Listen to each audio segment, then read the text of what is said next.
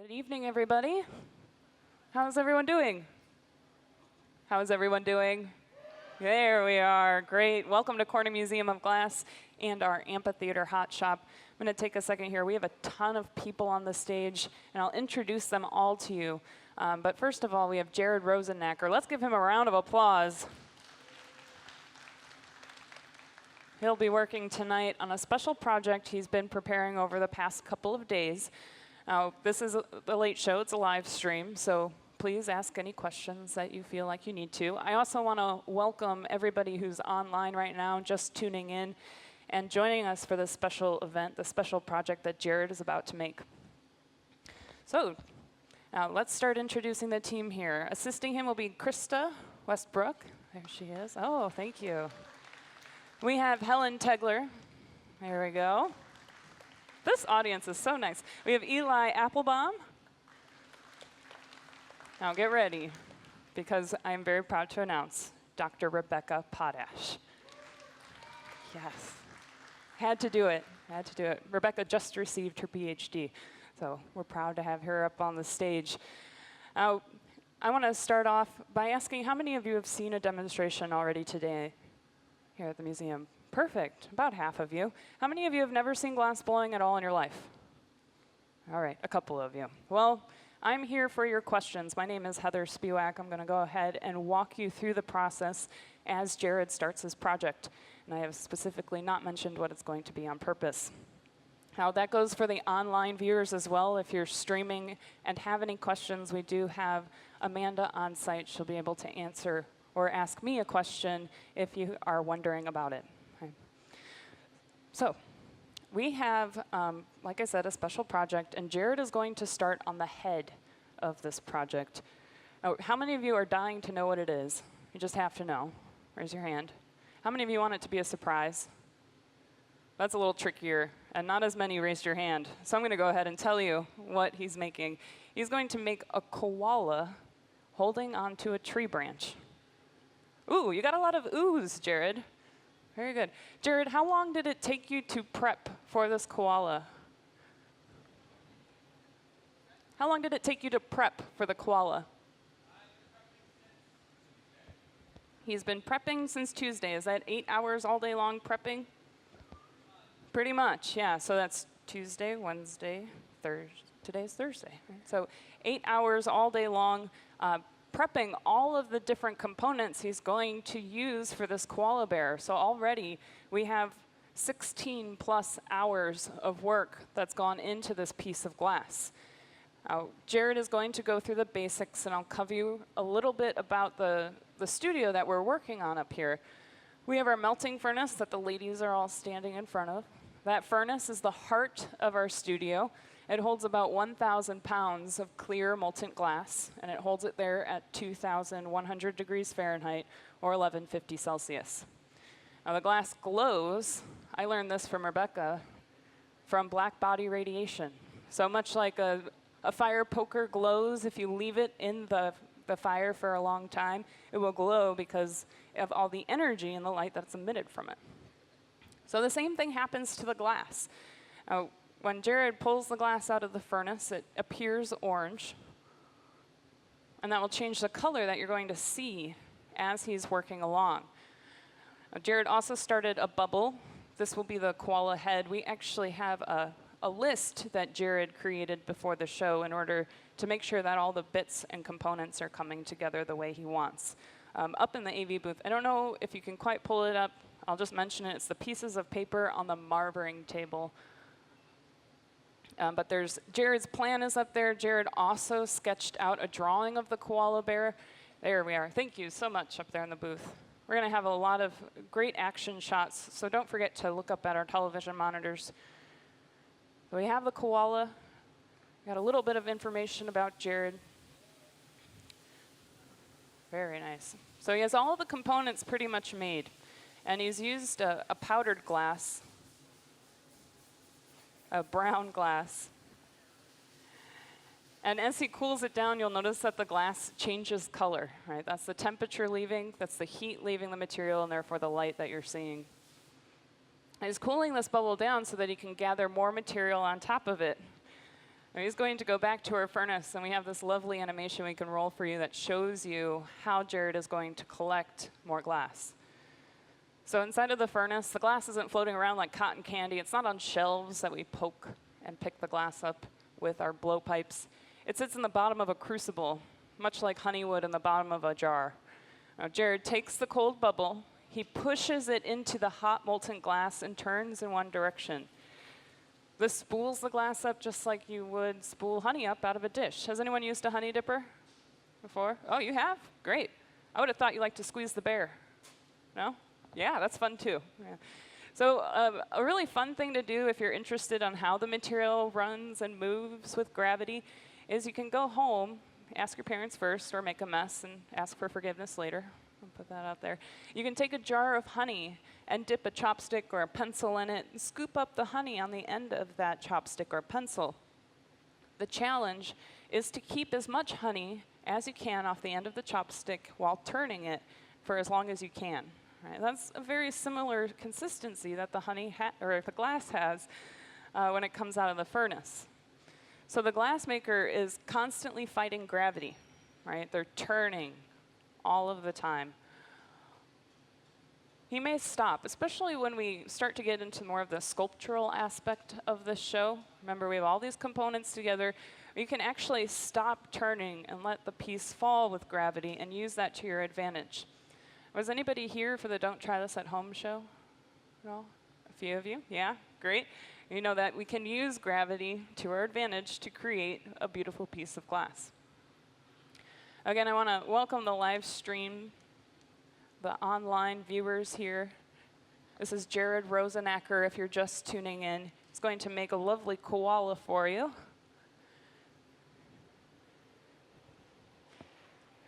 And he's gone through the steps right now to create the head of said koala.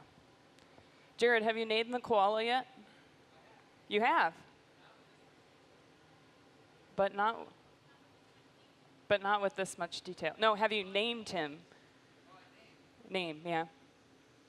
Well, him or her. It all depends. Maybe we can find a good name for him by the end of the demo. Jarrod misheard me and asked I asked if he had made a koala bear before, and he's made 5. Is that what you said? So 5 koala bears. Jarrod recently was out on our cruise ships. So Celebrity Cruise Lines and Corner Museum of Glass are partnered together.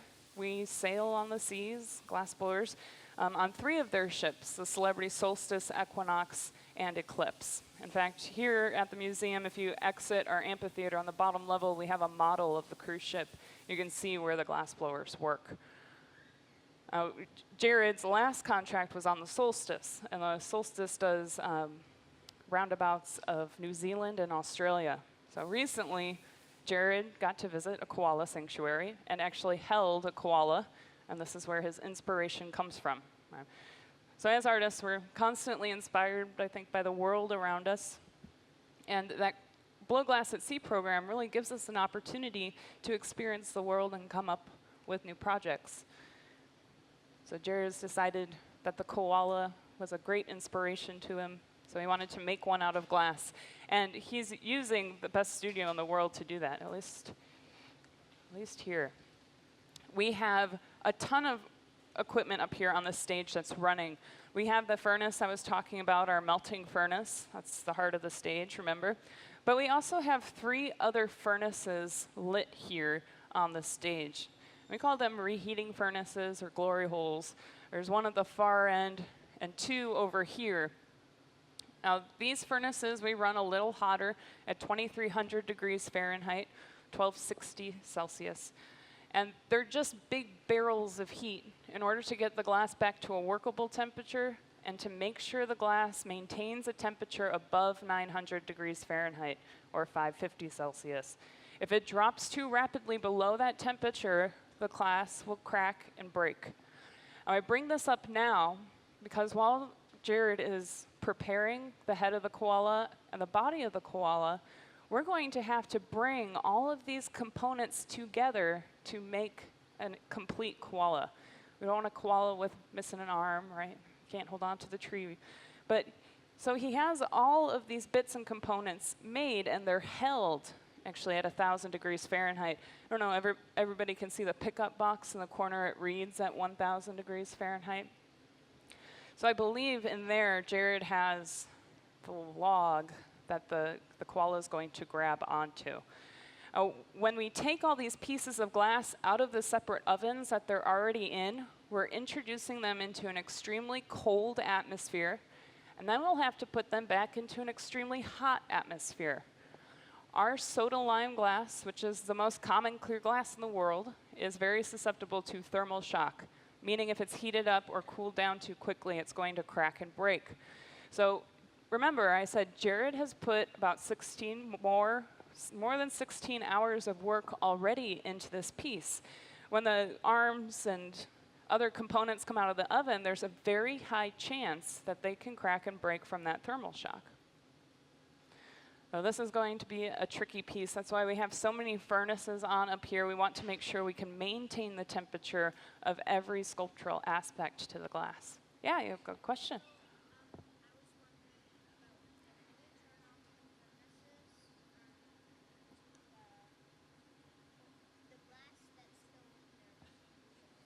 Yeah. Yeah, wouldn't it crack and break? So the question was, what do we do when we turn off the furnaces? So at the end of the night, we turn off certain sets of equipment. We turn off the reheating furnaces, we turn off the annealers, and we turn off the 2 ovens that Jarrod's pieces are held in right now, all the way down to room temperature. The center furnace, where all of our glass is, 1,000 pounds of glass, we never turn that off. Not unless the furnace needs repair or we have to clean out the glass. So that one's always running so that the glass doesn't cool and shrink and break our furnace. Yeah. My mom asked, has Jarrod ever held a koala before? Oh, yes. Amanda's mom asked, has Jarrod ever held a koala before? Yes. Jarrod has held a koala bear before. That's where this inspiration came from. He's held a koala bear. He's been to a koala sanctuary. I'm sure he's been to both Australia and New Zealand a bunch of times and fell in love, of course, with the local wildlife. So really quick, if you're joining us on live streaming, please feel free to ask Amanda questions. For you in the audience, did anyone have? Yeah. Mm-hmm. Yeah, so why don't you wear gloves up here? Why aren't you wearing more protective gear even though we're working with extreme temperatures? Jarrod might throw on some protective gear. You can see he has that sleeve on his arm. That's Nomex, and it reflects the radiative heat that comes off of the glass. So he's protecting his arm. You may see some glass blowers step in and shield Jarrod from the intense heat. But when we talk about gloves, we wouldn't really wear them until we were starting to do a lot of detail very close to the glass, where we're exposing our hands and we don't want an assistant in the way and blocking our view. So when we start to put more detail in, Jarrod might put on a glove just to protect his fingertips if he's using the torch to heat up a spot and he's very close to the glass. During this part of the process, a lot of our tools are wet, like the scoop he's using in his hand right now. If you get your gloves wet or soaked in water and they come in contact with the glass or close enough to the glass, it creates a steam pocket inside of that glove, and you can get a nice burn on your entire hand. I also want you to imagine trying to type out an email with gloves, right? With winter gloves. They get in the way. Jarrod really needs that dexterity. He needs to be able to feel every ounce of pressure he's putting on the tools. And he needs to walk that pipe back and forth down those bench arms at an even rate. Remember, if Jarrod stops right now turning, the glass is going to droop off and fall down with gravity. So gloves would just simply get in the way, especially of that turning hand. We wouldn't want to wear a glove for that. Up here you can see most of us are in shorts and t-shirts. Which not really on this stage, a big hazard to us is heat stroke, heat exhaustion, or dehydration. And since we're all professionals up here, we're constantly aware that the things around us are hot, and we're cautious, right? We're not going to run up to the furnace and stick our leg right up against it, right? So this helps us maintain temperature. We're comfortable up here. You'll notice everybody on the stage, even our cameraman and our social media Amanda there, are wearing safety glasses. You only have 2 eyes, right? And we want to protect them. We don't want to lose sight. If you lose sight, you can't blow glass, especially maybe if you only lose sight in 1 eye. With 1 eye, you lose depth perception, and depth perception is fairly important when you're walking around with a 5-foot pole with molten glass on the end of it, right? You might misjudge where somebody is and give them a poke. Great. Any other questions in our audience? Yeah.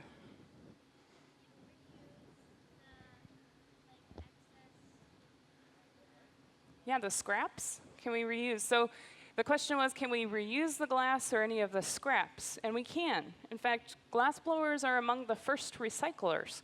So they found you can remelt the glass, unlike ceramics after it's fired. You can't mix it back up and refire it. With glass, you can toss it right back into the furnace and reuse it or put it back into a different shape, create something else that's beautiful. With us, we will recycle our clear glass. So we take the clear glass and we'll put it right in the same door that we take it out of.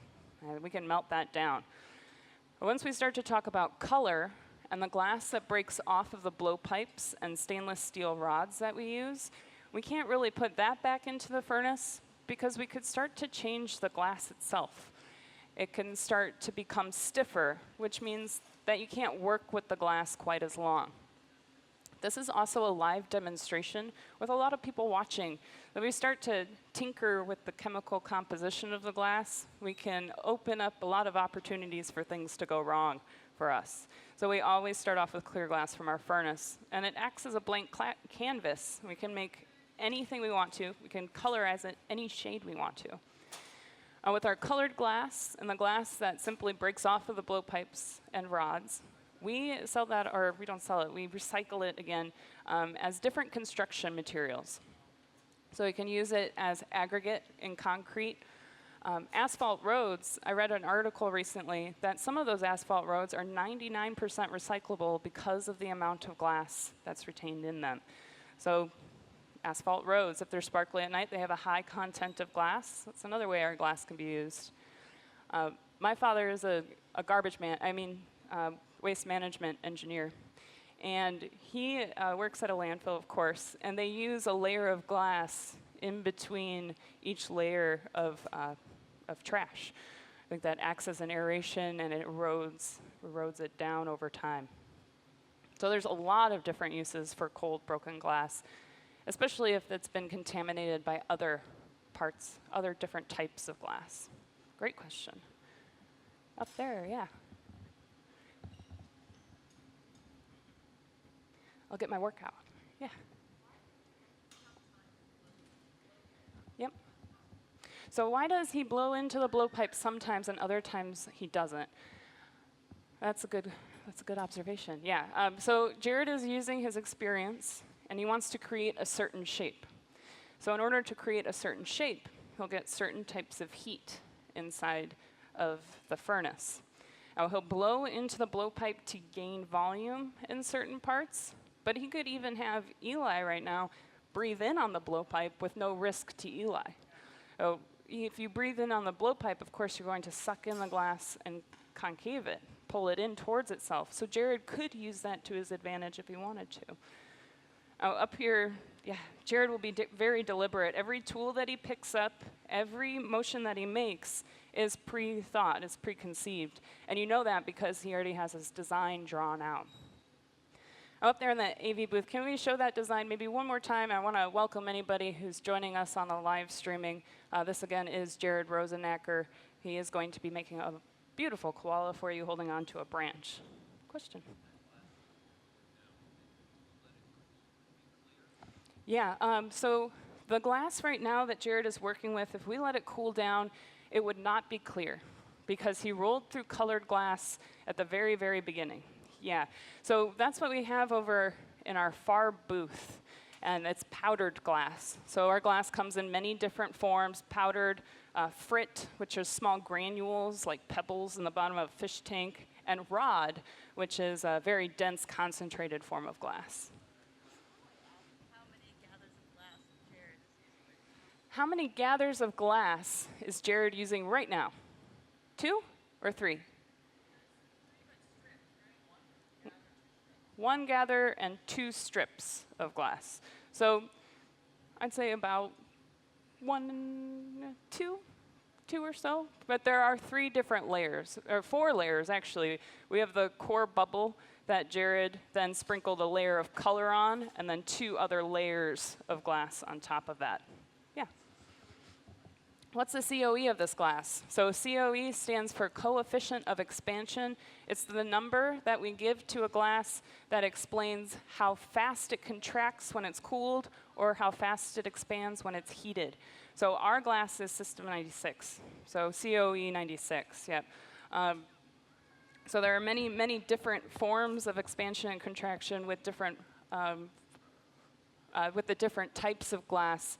Fused silica, for instance, is the glass that offers you the view into the back of our furnace. That has a COE of 1.5. I looked it up. So it doesn't fluctuate very much. It doesn't expand when it's heated or contract when it's cooled down. At least it doesn't happen rapidly enough for it to crack and break due to these thermal changes. If you look at this view right now, that is a window in the back of our furnace made out of fused silica. That fused silica is 2,300 degrees Fahrenheit on one side and nearly room temperature on the other side. And it can withstand that because it is such a pure and simple form of glass. It melts at around 3,000 degrees Fahrenheit. So that's usually used on spacecraft shuttle windows and optical fiber because of its purity. Yeah, got a question? Why does the shape look like an alien? That's another great observation we have here in our audience. It does look like an alien. How Jarrod can only do so much shaping with the heat that he has in the glass. So you're going to see a lot of different forms take place while Jarrod is sculpting the head. So remember, this is just the head, and he does need to poke in big eye cavities for the koala. So before he puts the eyeballs in their sockets, he's going to look a lot like a gray alien for a long time. You'll see it come together here. Now he's using a very specific torch to heat up specific parts of the bubble and shape the face of the koala right now. So we have a bunch of torches up here on the stage, just like we have a bunch of furnaces. The one that you see constantly going off, we call that a fluffy torch, a weed killer, ponytail burner, either one. I like that one, Megan. But the second one he's using is a very precise torch. We get that one close to 4,000 degrees Fahrenheit. And that one, Jarrod can use to precisely pinpoint the heat and get the glass hot exactly where he wants it to move around. So he's using that torch. You can actually see on the monitor where the glass is the hottest. That's where it's going to move around. So you can use the handle of what we call a tag or taglio in order to push in the eye sockets of our koala bear. Future glass blower right up here. I want to take a second here again and welcome everybody on the live stream. This is Jarrod Rosenacker making a koala. Please feel free to ask us questions. We've got 2 people on it. Are there any other questions on this side? Yeah. So Jarrod, how many years of experience does he have? He has 10 and a half. Exactly, 10 and a half years of experience. And that's a lot of experience when we're talking about a glass maker. Here in Corning, New York, we're sitting in the old Steuben factory right now. When that factory was open, they had an apprenticeship of 6 years or 12,000 man hours before you could sit in the bench like Jarrod and call yourself a glassblower or gaffer at that point. You know, gaffer, again, is a term that we use for the foreman or the leader of the project. Jarrod is the gaffer of this project. So, you know, I would say it takes you about 3 to 5 years to be a good beginner. You know, and that's considering how much you practice. If you practice a lot, you're going to be better. If you don't practice so often, you're not going to be so good. It's a lot like a musical instrument. I used to play the violin, and I did not sound good my first couple of weeks, but I practiced, right? You practice more and more and more, the better you sound, especially on the violin. It can get pretty screechy there in the beginning, but the more I practiced, the better I got. And the same thing with glassblowing. You know, there's a lot of muscle memory that goes along with being a glassblower. Jarrod and his team are constantly using both of their hands, right? Now, using the right hand to shape or the left hand to turn. Walking around with the pipe, we're using both hands to turn the glass. So it's very ambidextrous craft.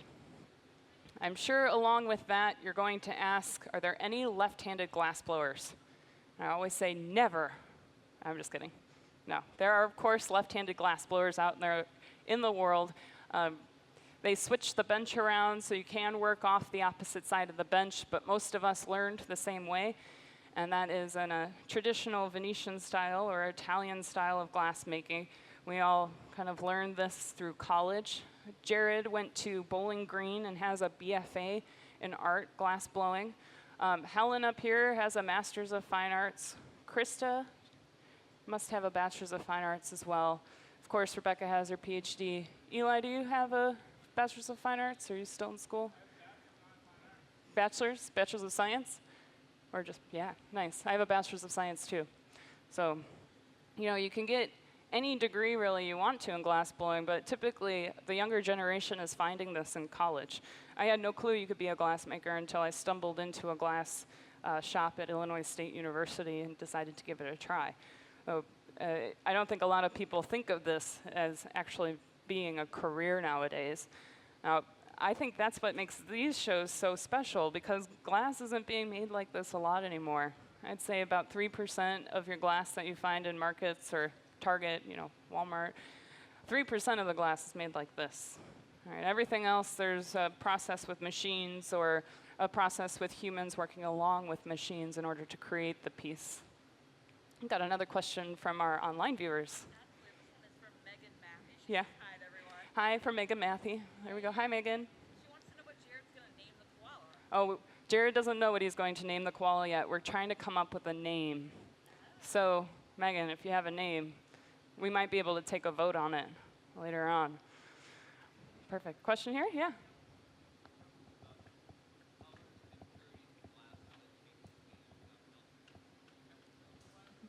Yeah, so colors and how does that change the melting temperatures of the glass? Oh, I don't know if it would necessarily change the melting temperature of the glass, but certain colors definitely react to the heat differently. So right now, Jarrod is using a white glass to put the face on this koala bear. White glass is what we explain as a stiff color. It doesn't keep its heat for very long, and it freezes up on us fairly quickly. Now, blue glasses, or green glasses, black glasses, they heat up quicker and retain their heat for longer. So I like to compare this to wearing a black or a white shirt on a very hot, sunny day. Which one are you going to feel cooler in? White, all right? And that's because the white is reflecting a lot of the UV light, a lot of the energy from the sun, and you won't feel it. Inside of our furnace, since we are working with so much energy, there is a lot of infrared and UV light that's within it. So that white glass is going to reflect the heat for a couple of moments before starting to soak it in. Also, so it doesn't stay as hot for as long. Our blue glasses, they suck, or black, or any of the dark transparent colors, they take in that heat and hold it for a longer time because they are absorbing that energy. Is that a good answer? What's other, okay, I'll get to you in just a second, okay? So what's the other ingredients besides silica? So we use silicon dioxide, which is the main ingredient in beach sand, right? Or the Earth's crust even. So we have silica sand. That makes up about 70%. I'll hand this around so everyone can see it. Keep the lid on it though, please. You don't want to breathe in any of that.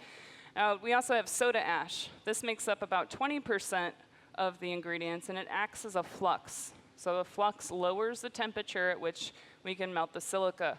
Remember, our fused silica in the furnace melts at around 3,000 degrees. By adding the soda ash, we can melt the glass at 2,000 degrees Fahrenheit. Now the limestone, I would argue, is the most important ingredient in our glass because it acts as a binder, so it holds everything together. If you don't add enough of the binder, the glass crizzles, or we call it sick glass. That means it's water soluble, it's falling apart at a molecular level. A lot of our ancient glass has iridized or patinaed surface to it, and that's because the recipe of the glass was incorrect.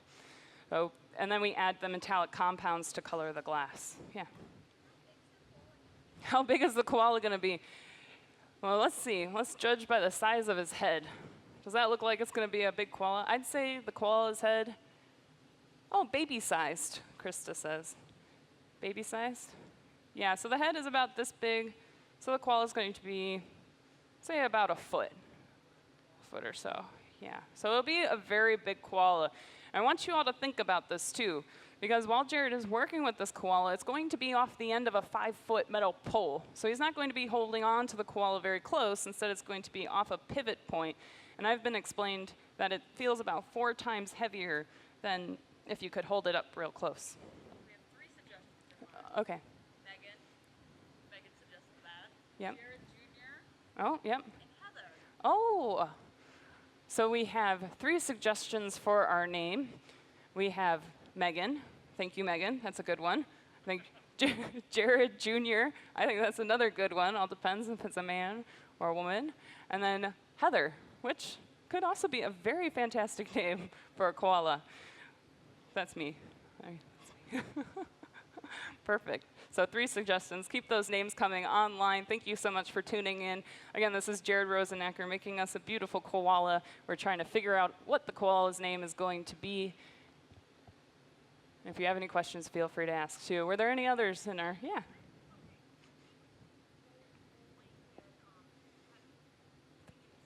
Mm-hmm. It is. Yeah. Oh, it is special paper. The paper that we use is our local newspaper, the Corning Leader. Yeah, that's why it's special. It's local. We support the community here at Corning Museum of Glass. Recycled. Yeah, we're recycling once again up here. I might even have an extra one on the stage so I can prove to you. But I mentioned at the beginning of the show, you know, a lot of our tools are wet. The blocks or the wooden scoops in the back of the bench are wet. And our newspaper pads are wet as well. I think he's using that one to brush. I'll go ahead and take this one for a second. I'll come up close to the stage here. If I flip it over, you can almost make out the print still. This is like paper mache at this point, and it's great. You can see how well it fits in the palm of my hand. This is as close as a glass blower will get to shaping the glass with their hand. The tools that are wet, they work off the Leidenfrost effect, which is something you've all witnessed in your kitchen if you've dropped water onto an extremely hot skillet. Once that water hits the skillet, you might have observed that there are little droplets that dance around for a moment before they evaporate.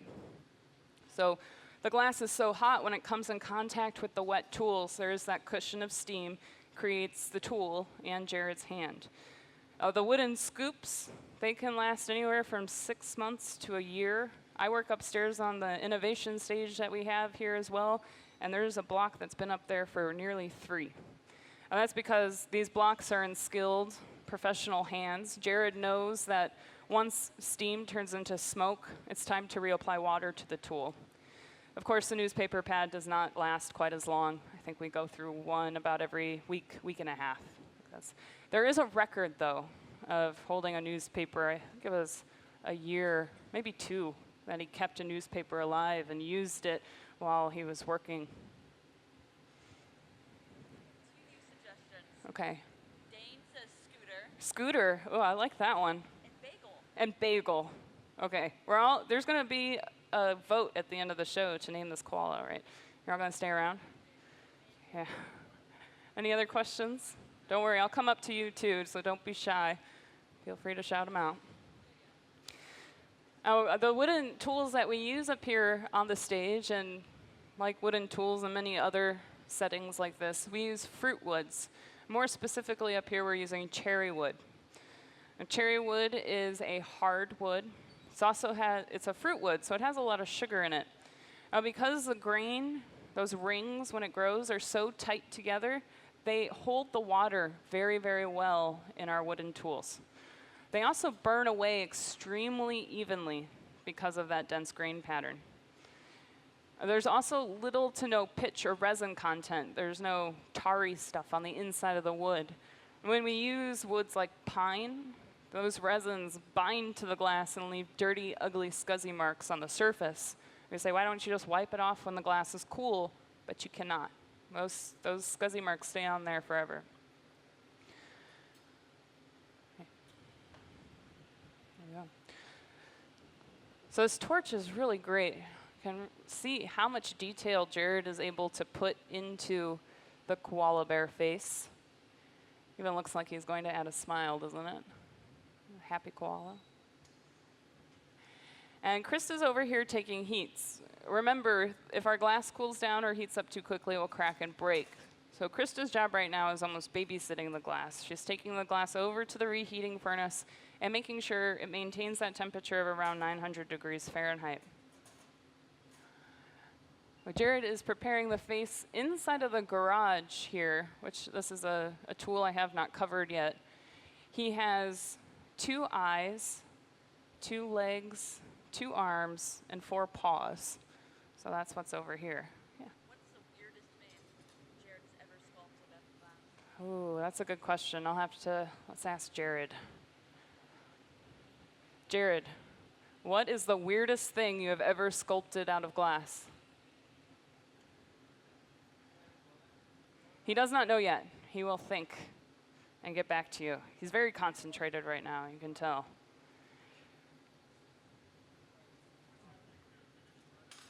What's happening to the... Is it spoken for already? Do we sell any of the work? Or what is Jarrod going to do with this koala holding on to the log? This piece will be displayed in the front of the stage here.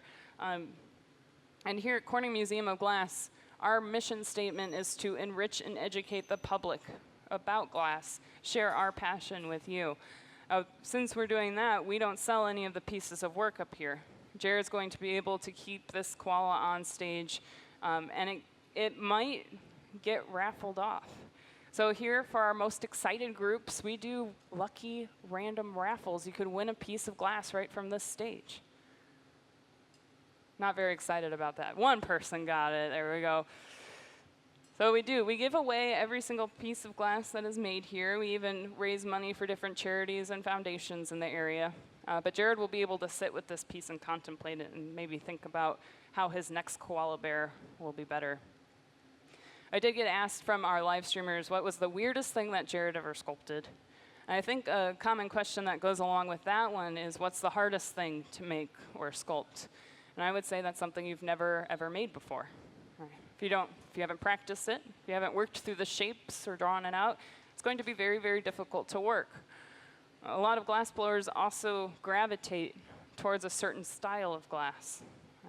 We have glass makers that like to make large, thicker pieces of glass, or we have glass makers that like to make thin, delicate pieces of glass like the ones you see on top of our garage. If you're practicing the thin pieces, the thicker pieces might become a little harder for you. The thicker pieces, if you translate over to glass, it might mess around with your work time a little bit, because thicker glass stays hotter longer than thinner glass. Right? So the timing is different for each kind of style. It looks like we have the first eyeball, and they're going to glue this eyeball on with just heat. So hot glass sticks to other hot things. He's heating up the back of that eye with the torch and placing it down into the socket. Still look like an alien, doesn't it? Yeah, we'll get there. Now we got the other eyeball over here that will make its way across the stage. We don't want a Cyclops koala bear. Right. There you go. Koala? Oh, it's not a bear. It's just a koala, but they call it a koala bear, don't they? Oh, yeah, got lectured. So it's just a koala. I won't say koala bear again. It's just a koala. When we're on the cruise ships, we meet a lot of interesting people. And Helen said she had been lectured that by Australians that it's not a koala bear, it's a koala. I won't make that mistake again.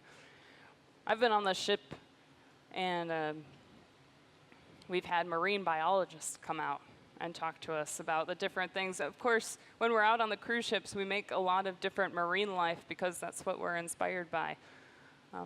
I made the mistake of telling a really bad joke in front of this marine biologist, and she said I was incorrect. And the joke, do you want to hear the joke, or is it too embarrassing? Okay, so the joke was, how many times does it take to tickle an octopus? 10 tickles. Okay. Yeah, thank you. I'll stick to my day job. Oh, the thing is that octopus, they don't have tentacles. They have arms. So the joke was incorrect. Instead, I should have said, how many times does it take to tickle a squid? Because they have 2 tentacles, but you know. So it goes. I will call this a koala in light that it is. Very good. Any other questions from our audience here? Never mind. What did you ask? Nothing. So still a lot of sculpting to do, because he's heating up the cheekbones, it looks like. Because he's heating up the glass, he might be able to even puff into the blowpipe, and the glass will only inflate where it's the hottest. Right? So air will take the path of least resistance, where the glass is going to move around the easiest and flow. That's where it will become inflated. The same with a tool. If Jarrod doesn't want to inflate it, instead push it up into place. That's where the glass is going to move. So there's a lot of different artists that gravitate towards sculpting. You have artists that also gravitate towards functional ware or vessels. But we've had a lot of these artists come out to Corner Museum of Glass, and I think that's one of the most special kind of events that we have out here, is that all these artists come from around the world and work here on their craft, whether it's sculpture, whether it's in the style of a Venetian artist. So here we've had a bunch of artists come out. We recently had Martin Etske. He came out, and when he used this stage, he also used the largest reheating furnace we have, but he put a skeleton inside of a boat and then put a bunch of leaves around it in the style of Day of the Dead from Mexico. So that was really interesting. He's done a lot of work here. We have also had Raven Sky River out here, another great sculptor. Please feel free to look up these artists. You know, we have some of them in our collection. Raven Sky River, when he was here, he made a life-size sea turtle out of the same furnace that Jarrod is about to work on. Out of that furnace, we've also created a life-size child, so a small boy. I think there was also a girl with pigtails out from that furnace, and that was by an artist named Jaime Guerrero.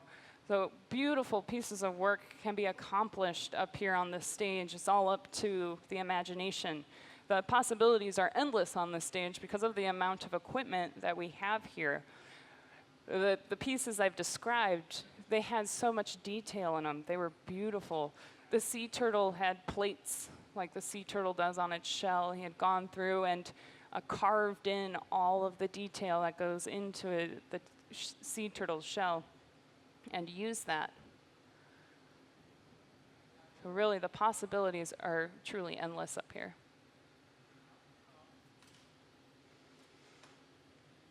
But we have the pickup box. Again, that's at 1,000 degrees Fahrenheit. Remember, our components are still being babysat. I said over here we have our arms and legs. Again, those will come out the same that the eyeballs came out of there as well. Yeah. Yeah, we do this on cruise ships. Oh, no, do we take the ovens with us to cruise ships? Not these ovens or these furnaces. No, these have open flame. And they said no open flame on the cruise ship. And it was a hard thing to think about and develop equipment that we could take out on the cruise ship. Corning Museum of Glass, more specifically Steve Gibbs and Fred Metz, own the patents on electric furnaces. So did anyone see a demonstration in our innovation stage today upstairs? Yep. That's all electric equipment. Right. The electric equipment is built on these celebrity cruise ships. In fact, on the blueprints, the ship is built around the hot shop. I actually to get power, they go straight down into the ship's generator. So we take power straight from it. That's very special to us. It's a lot of energy we use, but when we're talking about the cruise ship, we're a small, tiny little blimp of energy. When you think about all the air conditioning, all the lighting, all the televisions, all the laundry that they're doing, the cooking, there's a lot of energy that goes into running a cruise ship. We only use 72 kilowatts per hour at full temperature, which is a lot, but not quite as much as you would think in comparison to everything else. Yeah. The ship is built around it, from my understanding. Yeah, the ship, in all of the blueprints for the Solstice class Celebrity ships, were in the blueprints of each ship. And we go straight down to the very bottom. They call that Deck 30, below the surface of the water, and take energy straight from it. Yeah. So they're already out there. They're all bolted down. Of course, when you're on a cruise ship, you have waves. So if your furnaces are rocking around in the waves, it's not very safe, of course. I like to explain that we have a tiny miniature volcano on the top of each cruise ship that we work off of, because each furnace is 2,100 degrees Fahrenheit, and we never shut them off. Our melting furnaces, we don't shut off, because if we did, we could crack or ruin the crucible that holds all the molten glass. We don't want that furnace full of glass moving around and, spilling all its contents. It is interesting, however, to work on a cruise ship and watch the glass slosh with the motion of the ocean. It's fun to gather out of. We figured our lives weren't hard enough on land, so we had to go out and blow glass on sea. Well, there are the challenges that come with that. You have the light that competes with the natural glow of the glass. You have wind that can blow through. I've worked in fog that you couldn't see nearly 5 feet in front of you. I've worked in rain, I've worked in snow, and that's because of all the outdoor stages that Corning Museum of Glass has. So it's been a really big challenge, especially when rain is falling in on you sideways and you have to kind of huddle over your piece so that the raindrops don't crack and break it. Yeah, it's fun. It's a nice challenge. Very fun challenge. There's some big pieces of glass can come out of there, too. When we talk about the difference between cruise ship pieces and pieces that we could make in the studio, our cruise ship pieces turn out a little more cartoonish because we don't have the access to a torch. Like I said, there is no open flame. There is no fluffy torch like Jarrod is using right now. There is no oxygen-assisted propane torch in order for him to get that beautiful detail around each eye. So they end up looking a little cartoony, but Jarrod actually created a really awesome pirate on the cruise ship that's still on display on the Equinox. Taryn took it? She got it? Oh, Taryn Bertolino. She walked away with the pirate. She's a lucky girl. That pirate is awesome, Jarrod. It's very, very detailed, very impressive for the cruise ship.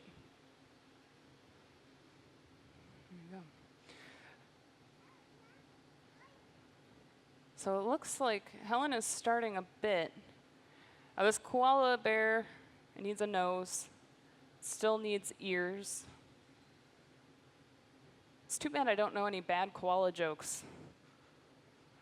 Yeah. Do you know one? Oh my goodness, perfect. Here, yeah.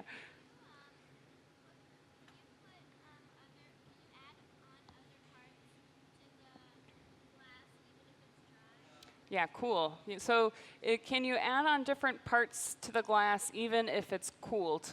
Because our glass, it does not dry, it cools down. When glass is cold, it does not stick to other things. So we have to keep the glass, remember, at that 1,000 degrees Fahrenheit. If it cools down below that, it can crack and break, and it might not stick like Jarrod wants it to. So what we can do is we can take bits of glass and cool them down, and then we can take different tools and carve into the glass, cut it, and put designs into it, and then we can slowly heat it back up. Pick it up on the end of a pipe or a solid rod, and then rework it, blow it up into size. So that's a fun technique. can use what we call a grawl. So you layer up different colors on a bubble, keep it very, very thick. When you break it off and cool it down, you can then go into what we call a cold shop and cut through each layer, each colored layer, and expose different colors that you want to, create a pattern, and then blow it back up to size once you heat it. That's crazy. Does it look like a koala? Is it starting to? No? I want to hear my bad koala joke. The world is going to hear this. Okay. Why couldn't the koala get a job at the hot shop? He didn't meet the qualifications. Oh, that deserves an applause. Perfect. I will keep that one in my book. Thank you so much. Did not meet the qualifications.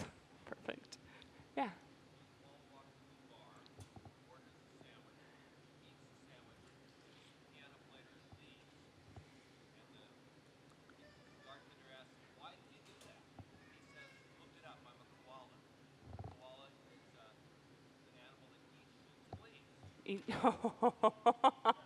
Oh, that's a good one, too. I don't know if I can deliver that one so well on the microphone. Oh, I will try. No, I won't. I can't. I can't do it.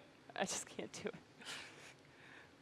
I've already forgotten it. I'm not a comedian. I'm sorry. That is a good one, though. This gentleman has a great koala joke if anyone wants to know at the end of the show. All right. Any questions on this side? Perfect. So thank you again for those of you joining us online. Remember, if you have any questions, feel free to ask Amanda. This is Jarrod Rosenacker, who's been blowing glass for 10.5 years, has a bachelor's in fine arts from Bowling Green, and he is making a koala holding on to a branch. Right now we have most of the koala's head, thanks in the AV booth, we have most of the koala's head sculpted. And the next step on that list is to create the body, right? And once this koala's head is done, it has to go into another oven, right? It has to be babysat. Oh, I did a demonstration today, a tour called Beyond the Bench, and one of the questions was about the pieces of glass in our collection that are in one form but have a lot of detailed pattern work in them. She asked me if they could stop midway through the creation process, and most of the time the answer is no. Once you have the glass off the end of the blowpipe, you have to finalize your design before you can put it away. But with the ovens that we have up here, we can put them in and hold them at that temperature and come back to them later. So that's how Jarrod was able to create all the different components of this koala, keep them at temperature. In fact, I know the branch that he created a couple days ago has been at 905 degrees Fahrenheit since it was created. Remember, we don't want that to crack and break, so that's why it's held at that temperature. Perfect. We got.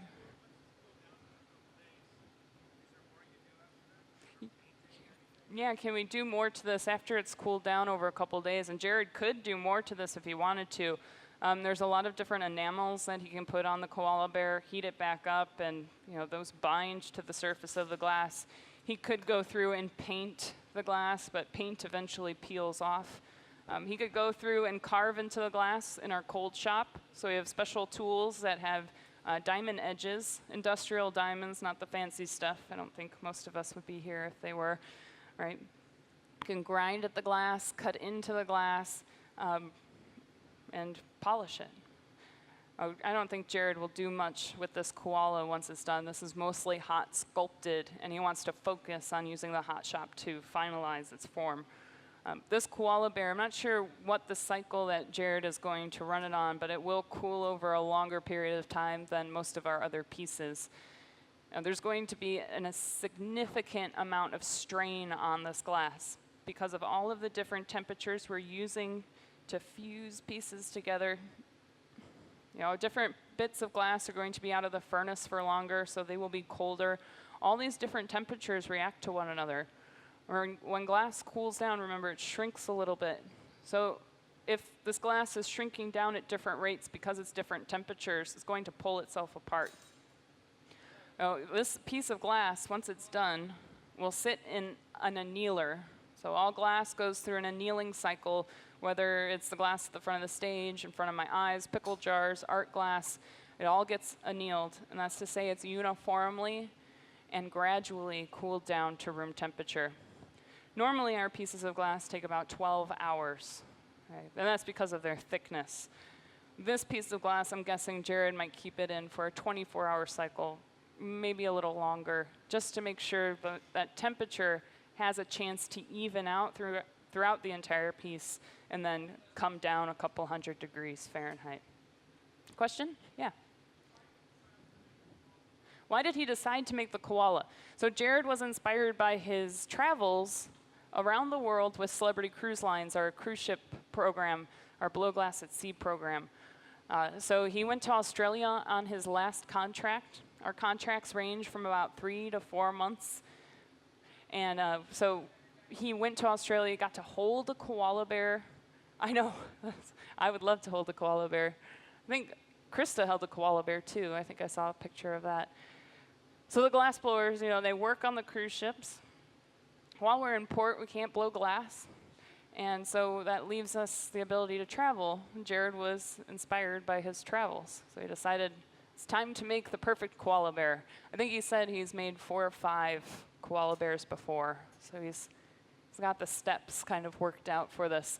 Plus he has a lot of hands up here on the stage. 1, 2, 3, 4, 5 if you count me, if you want.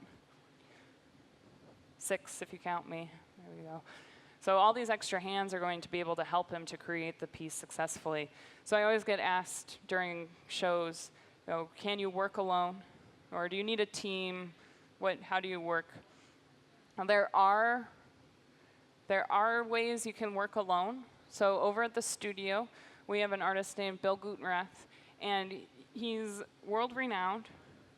He works completely by himself, though, and he makes smaller objects, but they're still very intricate and detailed. But that's the way he was trained. He was trained to work alone, and it's amazing to watch him work, because one second he'll have a vessel in his hand, and he'll have to bring over the punty, breaks the piece off onto the punty, and works on the form. He can bring his own handles. He does everything by himself. Typically, in a glass shop, if you're working production, you'll have 2 to 3 assistants. So I would say that's a fairly typical size of a team, 3 to 4 people on a team. That way you can have your assistants walking around. You can really orchestrate the project you want to work on. And if we're talking about production, you can start a production line with your assistants. Have someone start a bubble and put the color on the piece, have the next person blow the form up, the next person starts the stem.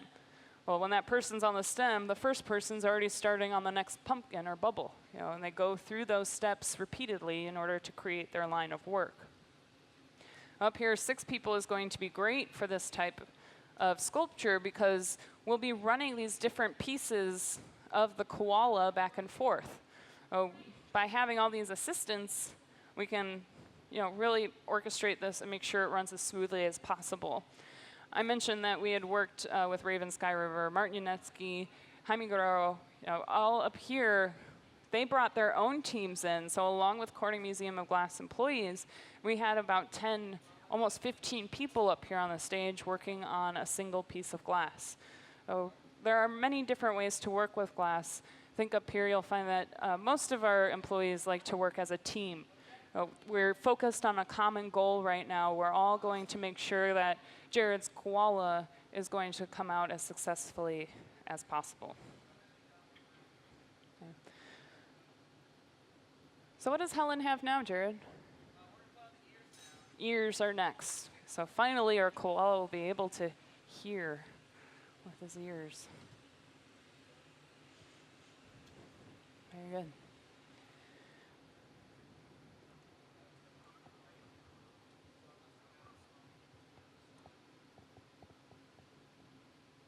It looks pretty funny. That's a good shot of him up there on the cameras. All right. So Helen right now, remember when she goes from the garage, which is this unit here, and going over to the furnace, she's rapidly changing the temperature of the glass. First, she's taking out of its happy environment here in our furnace, coming out into this cold environment that could shock the glass, and then going back into an extremely hot furnace, which again could shock the glass. In our garage here, we have two sides. We have a cold side with the flue here, and then we have the hot side with the burner. So all of these components are slowly going to be moved from the cold side, held in the hot side for just a moment, and then they can take them out and put them back into the furnace. Now Jarrod is going to use a torch, again, to glue these together. There are many different ways to fuse bits of glass together. One of them is that torch. So you can superheat a specific section, glue the two pieces together using that heat. Or you can also bring a fresh gather of glass from the furnace, pop it down on the side of the koala's head, and then put the ear on top of that. We would call that a glue bit. So a fresh bit of glass brought from the furnace, dropped on the koala, and then they can apply the ear right to it, and they would bind together. Of course, that would leave a layer of clear between the koala and his ear unless he placed it perfectly. Well, that's why I mentioned, when we're talking about the cruise ship pieces, they tend to end a little cartoony because we have to use a lot of glue bits since we do not have the torch. The pirate that Jarrod made was pretty impressive because of the realism he got with it, even though he was working on the cruise ships without that torch. I watched Jarrod create these ears earlier. He took and manipulated a bubble. That's how he got the fringe around the outside. So a hollow form, cut it up, and then again he can manipulate it so it is the shape of an ear. Glassblowing is really amazing. You take this gooey orange stuff out of a furnace, you might colorize it the way you want, but you control it enough, you can come up with a koala. This transformation is really beautiful. Oh, good shot up there in our garage. You can see Helen holding, you can see the flame where it's glowing orange, and she's holding it in the hot side. Perfect. Look at that. Dumbo? That's another neat option for our koala, it seems. All right, tune in every once in a while to the team behind me and try and listen to their conversation. Obviously, communication is very important while we're working together. You start working with a team, though, and your communication changes. You can look at a person's body language and know what they need. I'll be able to know when I need to be up there when things start getting a little frantic and we start placing all of these components together. So a skilled glassmaker can look at a project that's going on and know where they need to be. When you start working, of course, with the same people over and over and over again, and you start to build a relationship, so a lot of that vocalization isn't necessary. Now up here, it's pretty important that everybody knows where everybody is. If Helen's walking over with that hot ear and she doesn't see somebody in the way, you might just walk right into them, poke them with the hot paddle. And we don't want that. So, we're always constantly aware of where the temperature is on the stage. If someone has hot glass, they have right of way. You get out of their way. You make sure you stay out of the way, or it'll get poked.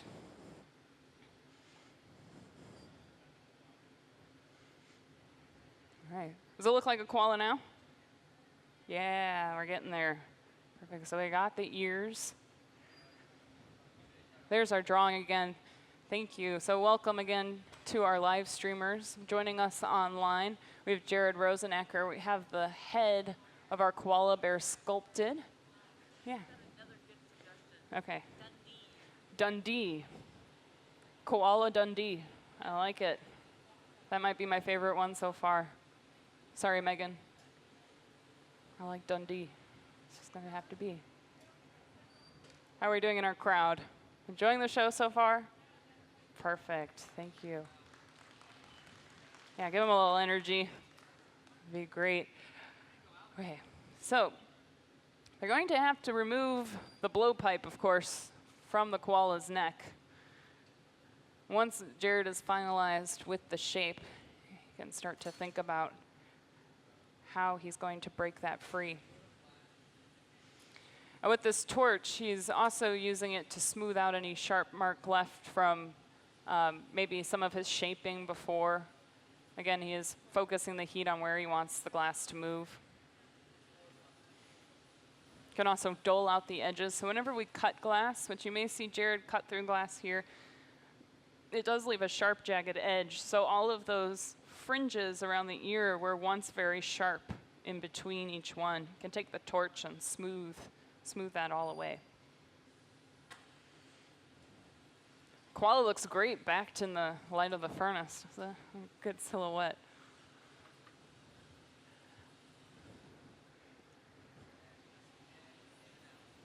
Very good. So Helen, what are you grabbing now? Just moving stuff over? Okay. The body? Yep, perfect. Okay. Tomek? Well, that's interesting. Pablo. Pablo might be another good one. That might be a good keeper. See, you're like, oh, that was you, huh? Pablo would be a good one. Kiki? Oh, Kiki would be a good one, too. I don't know. I've got a whole bunch of suggestions. Now, I've worked alongside a glassblower named Charlene Reynolds for a while, and she does a ton of sculpture. You know, we've worked on the cruise ships a bunch together, and Charlene loves to sculpt animals, a lot like Jarrod does. And Charlene will not name her animal until it's cooled down in the annealer and out. Cooled down completely to room temperature. She says it's just too heartbreaking if something goes wrong and your piece of glass winds up on the floor. I think that stemmed from her mom asked her to sculpt their dog.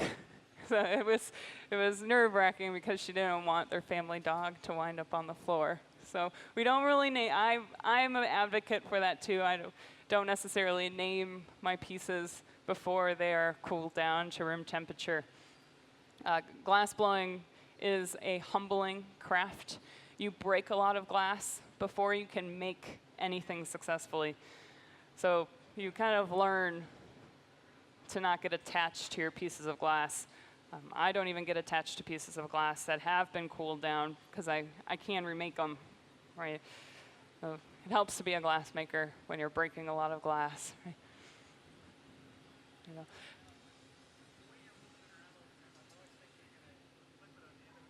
Yeah. So if Jarrod were to clip right now the Koala Head, or Krista was to clip the Koala Head on the corner of the rail there, right now, if she hit one of the ears or even the nose, it would probably crack, and that's because of the temperature. If she clipped the rail of the bench on the extremely hot spot Jarrod just created, it would dent. So depending on the temperature of the glass, say, I've seen pieces of glass like this one, holding up a compote, a bowl with a stem and a foot. And in order to create this piece, we have to apply a rod to the back here and break it off of the blowpipe and flip it over. Well, I've seen pieces of glass fall off of the punty after the first reheat. What happens is the foot breaks, but the top, since it's hot, fresh out of the furnace, when it hits the ground, it just takes the shape of the ground, right? So it plops. And that's because of the temperature difference. So when we flip this over, we have to heat up the top of the piece. Meanwhile, the back is cold and stable because we're done shaping it. So yes, I've seen pieces of glass do both, where they hit the ground and just dent, take its form, and then wherever it's the coldest, it's going to crack and break. So it all depends on that temperature. All right, we've got 4 suggestions. Hopefully I remember them all. Okay. Tommy. Diggory. Leonardo. And Sydney. Oh, Jarrod might like Sydney. That would be really nice. Yeah. How do we have a camera in the furnace? Oh, we don't have a camera in the furnace. We have that window in the back of the furnace. And then a regular old camera sits behind it. So that window is made out of glass, but it doesn't melt because it's that fused silica I talked about.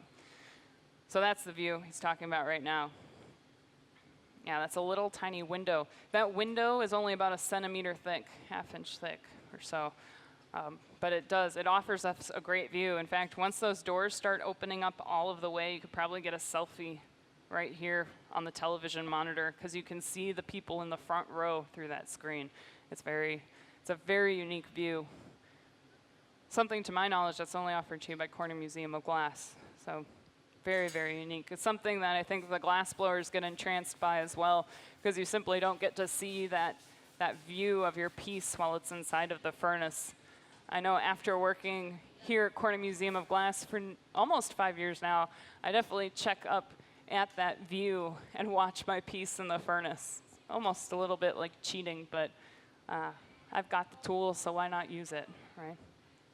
So a lot of glass blowers, in order to gauge how long to stay inside or outside of the furnace for, will actually count and set their internal timer 1000 to 1000. As you get more experience, these times are ingrained into you. So you start, maybe while Krista is out, maybe she starts to get a little antsy, so she'll go back into the furnace in order to make sure the koala isn't too cold. All right, so it looks like they are going to break the koala now off of the blowpipe. They're putting a little tiny clear glass on the head of the koala. This will act as a patch and protect the color that Jarrod put on the koala itself. Because they're going to break this. Are you breaking this onto a punty, Jarrod? Okay, so he's going to open up, and maybe even he can sculpt the glass from the inside after he's flipped this over to the punty. So this is where I was talking about this piece here. If we were to imagine this was a koala head, right now the blowpipe is sticking out of the koala's neck. They're going to apply a punty or a secondary iron to the back or the very top of the koala's head and break it off of the blowpipe so they can flip it around. Well, once they have the opening of the koala's neck, he can actually go in with tools and push from the inside if he would like, maybe to shape a little bit more of the koala's cheeks or jawline. It's up to Jarrod. But he can clean up that neckline so that we can start to apply it to the body later on in the show. So because we're putting the punty on, P-U-N-T-Y, that punty will eventually have to break off as well. And when we put the punty on, sometimes it does take a little bit of glass with it when it's removed. So by putting that clear patch of glass on the top of the koala's head, they're protecting the color from being removed with that connection. So a ton of work has gone into this koala head, and they're about to punty it. So they're breaking it off of the blowpipe and onto the punty. Everything about this connection has to be just right. I can't stress that out enough. It has to be hot enough to stick, so when the glass is broken off the blowpipe, Krista catches it. But again, cold enough to break off when Jarrod is ready.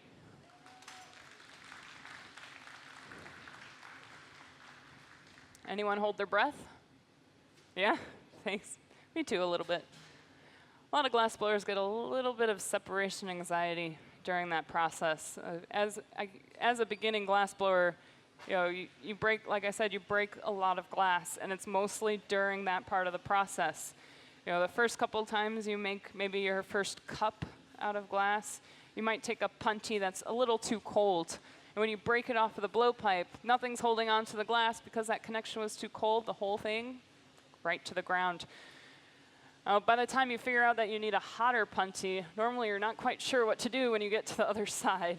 So it's hard to practice all the way up to that point and just lose it on the floor. The next time you say, well, I'm just going to take a hotter punty. And if you take too hot of a punty, you weld the connection. You create a hot fuse. When you go to break it free, the glass will only break at its weakest point.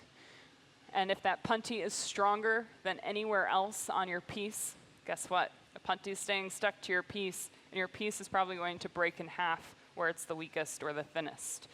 A lot of trial and error happens when you're learning to be a glassmaker. You have to break glass in order to learn from it. I've seen glassmakers here that have been working with glass for 20, 30 years and still lose pieces of glass on the floor because it happens. You might be pushing yourself a little harder, challenging yourself, trying to learn something new, and your piece is can end up on the floor, or you can crack and break it while it's on the punty. But if you're not challenging yourself, you're not going to learn anything, and you're not going to get any better. So again, working with a lot of these skilled artists is great to see them push themselves and try and create something that I've never created before.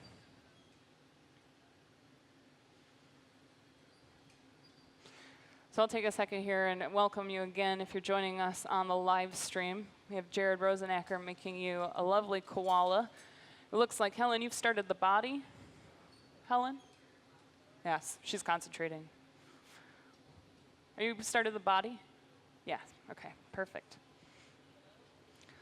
So she started gathering the body while Jarrod finalizes the neck on the koala.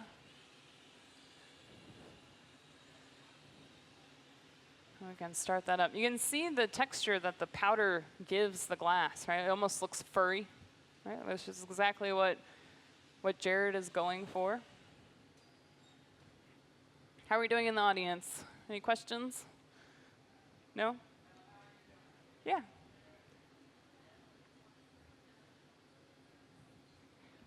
Come closer for you.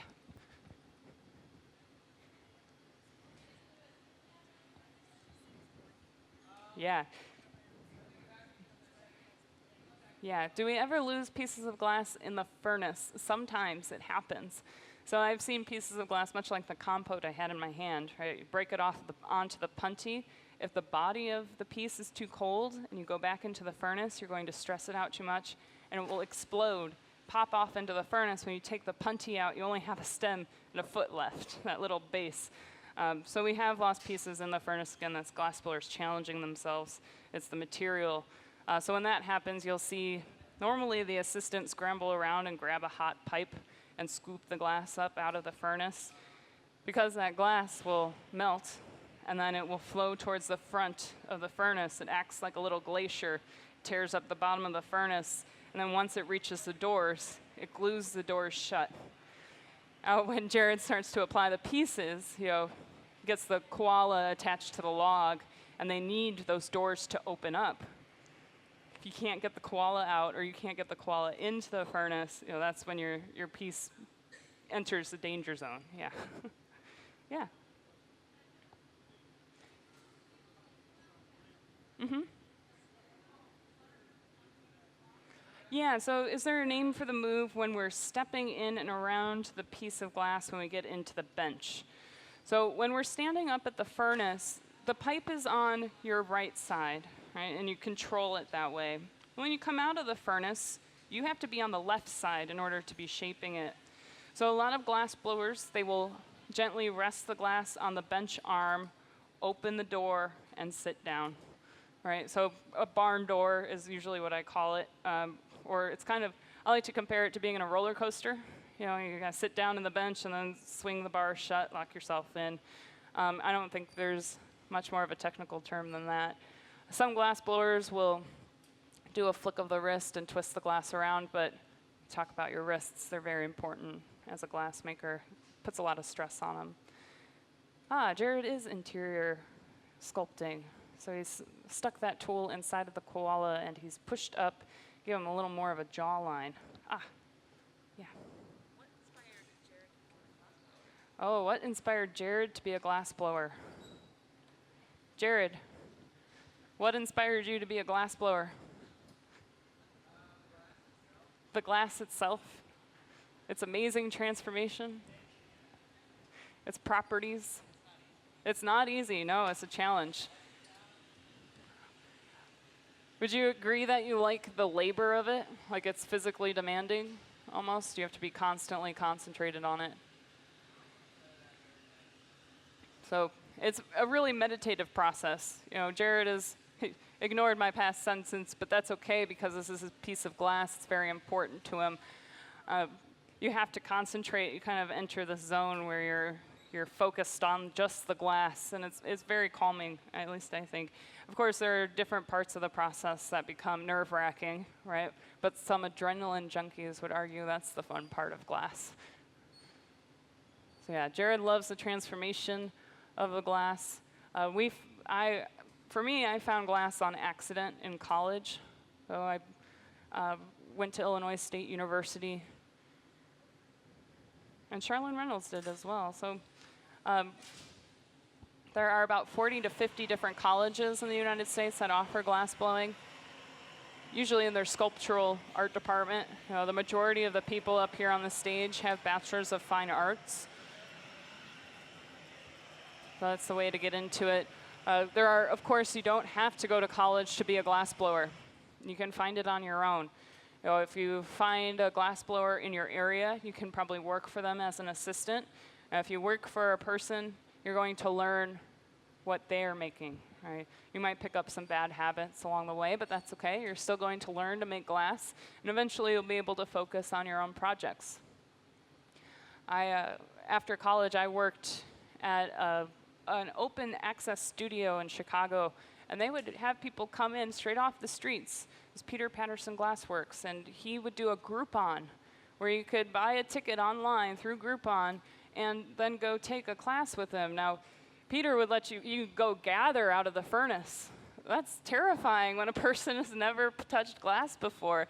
Not only for the person gathering the glass for the first time, but usually the instructor as well. You learn to keep a little bit of a distance. But Peter would let you gather the glass, let you put the color on the glass. You know, if you find a public access studio, chances are, you know, you're going to learn a lot. You're going to help support your local community. So definitely, when you go home, if you find this interesting, Google hot glass shop, hot glass studio in your area. I urge you to find a glassblower out there and maybe try this for yourselves. Here in Corning, you know, not only do we have Corning Museum of Glass, but we have the studio across the parking lot. So did anybody make your own glass today? Oh, great, a bunch of you. So you can get a taste of making glass here at Corning Museum of Glass at our Make Your Own section. You know, you can pull a flower with a glass blower. They don't just give you a pipe and walk away. You know, they give you direction. If you do the flower, you get this awesome costume that they dress you up in. You get the billowy sleeves, apron, safety glasses. If you're wearing flip-flops, you get leather covers for your tender toes. So that's a lot of fun. I encourage you, if you want to do a project and you're here for a couple days, the flower is a great project. They have tons of projects over there. Normally you can make ornaments or sculptures. They have a gem that you can make that goes along with our Curious and Curiouser exhibit over in the Raycow Research Library. At the studio, they also offer classes. So it's a world-renowned teaching facility as well. They range from beginning weekend courses to extensive 2-week-long courses where you're in the hot shop from 8 or 9 in the morning to 11 at night. You're really focused on the glass. So anyone from a beginner to an advanced person can take a class over at Corning, over at the studio. Behind the studio, we also have the Raycow Research Library, which I mentioned. It's an amazing collection of knowledge based on glass. Over there, they have an exhibit. So if you're here tomorrow, or if you want to check it out and come on back, they have the Curious and Curiouser exhibit. That exhibit features a lot of oddities that they found in the library. One of Elton John's jackets or costumes are over there because of the amount of beads, glass beads inside of it. So it's a lot of fun. A lot of romance novels were written about glassmakers too. Those are over there on display. Okay. Yeah, so lots of different ways to find glassmaking, whether you find it on your own and you want a really expensive hobby, or you find this as your career. It ranges. Okay. All right, so they're getting ready. They're going to put the koala's head away here, it looks like. Meanwhile, Helen and Rebecca are over here powdering the body of the koala.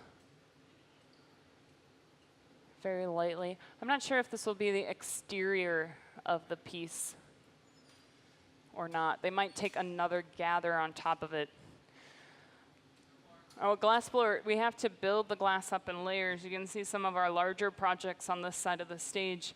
I know that these pictures are 3 gathers. This one here is about 4. We have gathers for 5 even. When a glassmaker talks about their size in their glass, they usually talk about the amount of gathers and how much material you pulled out of the furnace. Whereas, we have a piece that's a single gather. You can make something that is much larger with, of course, 2 gathers. And you can make an even larger piece with 3 or 4 gathers. Because the glass has a honey-like consistency when it comes out of the furnace, we can only scoop up so much glass on the end of the blowpipes. Well, once we start to add surface area, say we start a bubble in that first layer, we're creating a lot more surface area off the end of the blowpipe. So when we go back to the furnace, we can scoop up about double. Nicely done. Safe and sound. So don't forget he's in there, all right? We need to put a body on him. Jarrod's getting ready for that. All right. Ooh, thought I had a question. Yeah, very good. You like it. Let's give him a round of applause again. I'll help out. Beautifully done. Krista's ready for the body. Here we go. Well, you can't wait, right? The anticipation is killing you. Just wait till we start to put all of these different pieces together. This koala, it'll also change a little bit in color. So tomorrow it's going to be probably a little slightly more gray. Remember, because of the extreme temperature of the glass, we're not going to see its true color until it's room temperature, and that won't be for however long Jarrod anneals the piece. I'll ask him, Jarrod, how long are you annealing this piece, Jarrod, you think? 3 days? 72 hours instead? Yeah, safe. Better safe than sorry. You don't want this koala in a bunch of little itty-bitty pieces. Yeah. Yeah, what's the temperatures in our annealing ovens? Our annealers are set at 905 degrees Fahrenheit, about 550 Celsius, and they hold there. When we talk about annealing, when we put the glass inside of the annealer, it's going to hold at 905 for an extended amount of time so that the glass is all the same temperature. And then it'll plateau down until about 720. That's another strain point, we call it, where the glass kind of transitions down to a cooler temperature. So it'll hold there again for about the same amount of time, and then it can plateau or step down once more to 550 and so on to room temperature. I'm sorry? How is that monitored? We have computers, luckily, today that do that for us. Might raise the question, how did they do this thousands of years ago when glassblowing started? You could bury the glass next to the furnace. Ancient furnaces were much, much smaller than what we're working with today. In fact, they were probably only about 5 to 10 pounds of glass, whereas we're using 1,000. So they could use the glass throughout the day, use all of it, bury the glass next to the furnace, and let it cool down very slowly over time. You could also, a little further on earlier, or a little further on later, in the history of glass, there was a Leer created. So the glass would be slowly moved away from the glass, almost on a conveyor belt. So there were ways to anneal the glass. When we talk about ancient glass, it was so small that it could be buried in the sand and cooled down. Yeah. So glass blowing has been around for nearly 2,000 years. We attribute that to the ancient Romans. Hard to precisely pin down where that was because the ancient Roman Empire, of course, was vast. We attribute glass shaping to Mesopotamia, right, about 4,000 years ago. So shaping and forming glass has been around for an extensive amount of time, about 4,000 years, whereas blowing and creating hollow forms has only been around for about 2,000 years. And we talk about this amount of time, humans have had a lot of time to experiment with the material and, of course, advance it. So thankfully today we have a lot of technology that monitors our temperatures and can slowly bring it down for us. The technology can hold the furnaces at 2,300 degrees Fahrenheit. In fact, these furnaces are so sensitive we can control it to the degree. We could have it at 1,976 degrees Fahrenheit if you absolutely had to have it at that temperature. So, of course, technology has brought us quite a long way. Yeah. with technology, I mentioned that this is a one-of-a-kind piece, right? You're not going to see this koala made again, especially, as we work with the design, we may make tweaks, make our design a little better. So this koala will never be the same, even if Jarrod wants to make a second one. It's one of a kind. I always get asked, about machines and glass, and there's a gradation of completely handmade glass and completely machine-made glass. There's a world in between those two where glass blowers and machines can work side by side. Up here, Jarrod is doing all offhand glass making, which means the final form is done completely by hand. That's true for all of our demonstrations here at Corning Museum of Glass. We may use molds to put pattern in the color of the glass. We may use them to put texture in the glass, but we are not using them for our finishing or a final mold. Now, on the opposite end, they just closed down the last IS machine, and we have a demonstration of that up in our innovation section. An IS machine could make 2 soda pop bottles in a single second. So that was gobs of glass falling down into a mold and then shot with compressed air, filling the mold, dropped out of the mold, and then moved slowly down a conveyor belt where the cap, the twist was either added and then slowly cooled down to room temperature on a conveyor belt where they can quickly manufacture all of those pop bottles. Now, in between that, I've had the pleasure of living here in Corning for quite a while now. I've spent some time over at the Raycow Research Library, and they have a wonderful collection of videos from glassmakers all over the world, past glass blowers, current ones. And one of the more interesting videos that I watched there was a Swedish factory making wine glasses.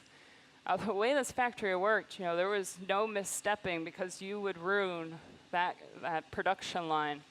So a glassmaker would take a blowpipe, start a bubble, blow out the form of the wine glass, and place that on a conveyor belt. The conveyor belt would roll the blowpipe down its length. And once it got to a certain point, a glassblower would walk over, wind on a little glass to the end of that bubble, and cast it off, so rip it free. And then a machine would come in and stretch out the stem. Well, as the glass is moving down, that stem is cooling down, and another glassblower would come over and apply more glass, and a machine would again come and squish, or, for lack of a better term, I guess, squish out a nice flat foot. Once all of the bottom and the body of the wine glass was done, they'd simply break it off of the blowpipe and put it on another conveyor belt where the wine glass upright moves through, and they could score and crack the top of the wine glass off so that the unwanted part, they could break free in a nice, clean, even line. Then as it moved down the conveyor belt, a torch would come by, flame polish that lip so it's not sharp when you go to drink out of it, and then again it would slowly cool down to room temperature as it moved down the Leer. So there's a whole gradation in between handmade glass and machine. Again, I stress that this demonstration, this show, is so very special because glass just simply isn't made quite like this anymore. Not unless you're here at Corning Museum of Glass or other institutions like it around the world. Right now, Jarrod is drilling a hole in the bottom of this koala. I've seen some interesting sculptures that did not have this hole. And what this hole is going to allow is the air to expand when it's heated up, and then, of course, when it cools down, it shrinks. So that air, the flow of air through it will be very important, especially when he goes to put the head of the koala on. I believe right now, so where the head and the neck are going to attach is where the blowpipe is right now. They're going to seal that opening up. If Jarrod starts to go through and heat specific parts of the glass up and it's all closed down, those hotter parts are going to suck in when the glass is cooled, but then they'll expand when the glass is heated up. So you could ruin the face of the piece. And I've seen this done. So on the cruise ship, we don't have a drum or a power drill, like that. So a lot of the forms are closed off. and I was watching a sloth being made. It was the first sloth ever. I won't name names. So, of course, it looked a little goofy. And because the sloth's body was closed off, when they dropped a big bit of glass on for the face, you know, that gob stayed hotter for longer. And as they started to add on the arms and legs and stuff, that started getting sucked down into the body of the sloth. So we had a very special looking sloth by the end of the show. This will literally allow the koala to breathe, right? Allow that air to pass and flow through it. If we create a vacuum as well, you know, the piece has a higher chance of cracking and breaking because the air is also expanding and contracting inside of the glass, and the glass is contracting while it cools down. That whole becomes pretty important. It might seem like a tiny little detail. You might not know why it's there. But it's very, very important, especially when we start heating up the different parts of the body and applying the different bits. But we still have to do the arms. The arms have to be applied. Looks like we have the tail. Helen might be working on the tail. Okay, so listening here, Jarrod said Eli's going to take the bit. Helen's going to create the punty. So they're going to break the koala bear off of the blowpipe onto the punty. This does look like a tail. Is this a tail, Jarrod? Okay. I mentioned that Jarrod was the gaffer. A little interesting history about that word. It comes from Old English gaffner, which stood for grandfather. And typically, you would think this as a male-driven career, and it was a career that was passed down from father to son. When you were working in a shop like this or a factory setting, the wisest and oldest person, the person calling all the shots, would have been your grandfather. Over the years, they lost the N. The term became gaffer. Now it does not stand for grandfather. It stands for the leader, the foreman of the project. You may see this term roll up at the end of a movie in the credits. There's no glassblower on site unless it's a very special movie. It's just the leader or foreman of that photography or cinematography project. So it's a term that spans many different careers. Very good. Any questions in the audience? Okay. All right. I want to take a second here. We'll welcome everybody who's just tuning in on our live stream. This is Jarrod Rosenacker. If you have any questions, feel free to ask Amanda over here. I'll go ahead and work on this koala a little more.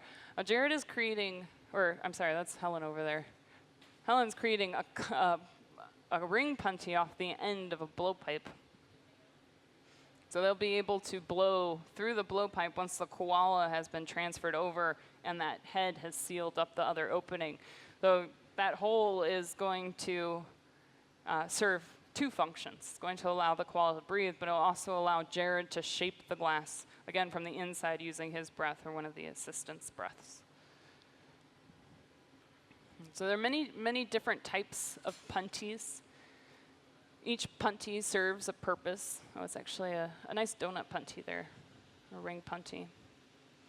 This will give a lot of surface area to hold on to the koala while or less surface area so the glass holds on to it.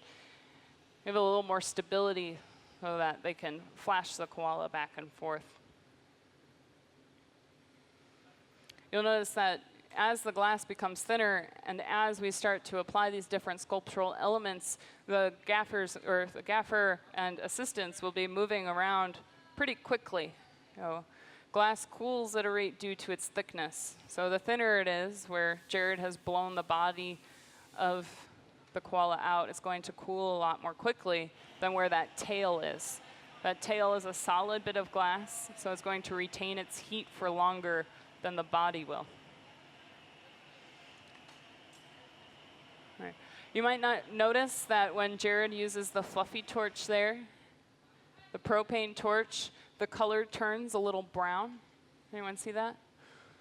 So when we change the atmosphere of the glass, or the atmosphere that the glass is in, we can change its color as well.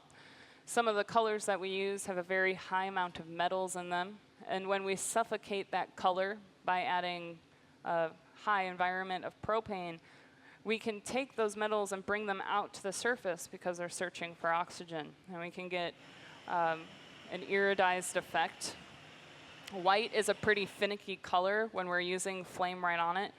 It can get that brown shade because of the metals that are in it. So that's second puntty.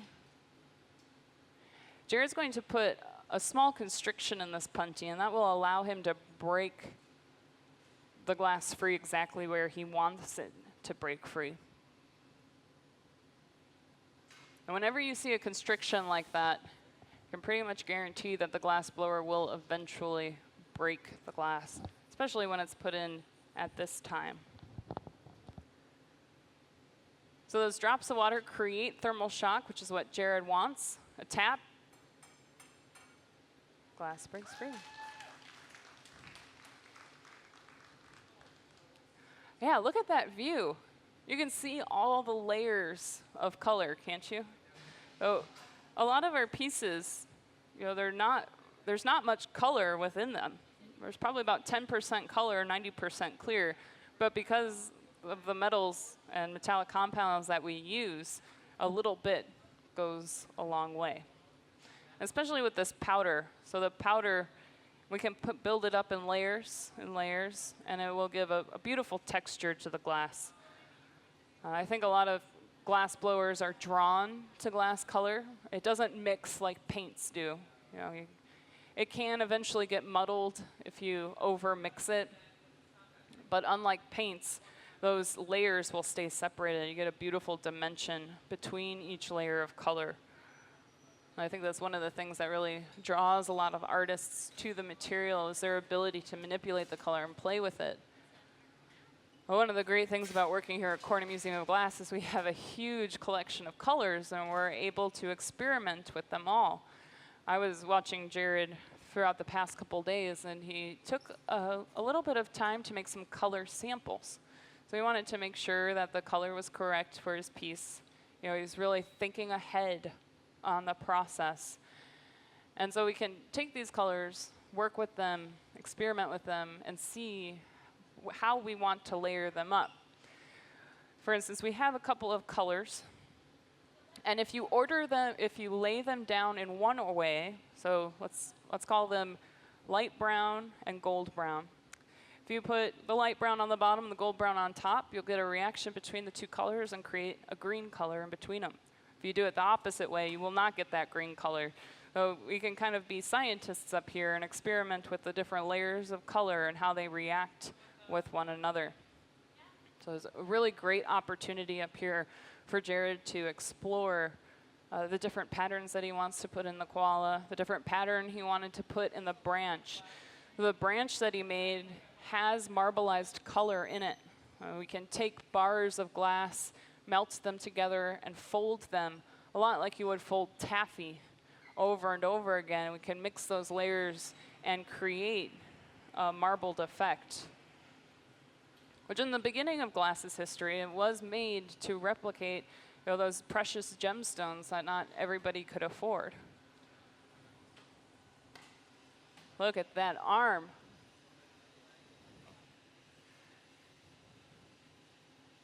All right, so we have an arm arm or leg. I'm not sure what that is.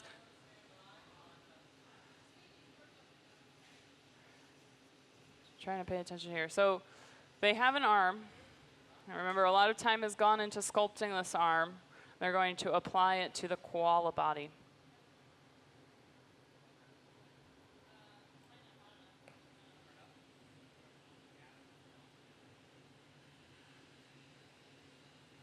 Using that fluffy torch. Rebecca over here is heating up where they're going to stick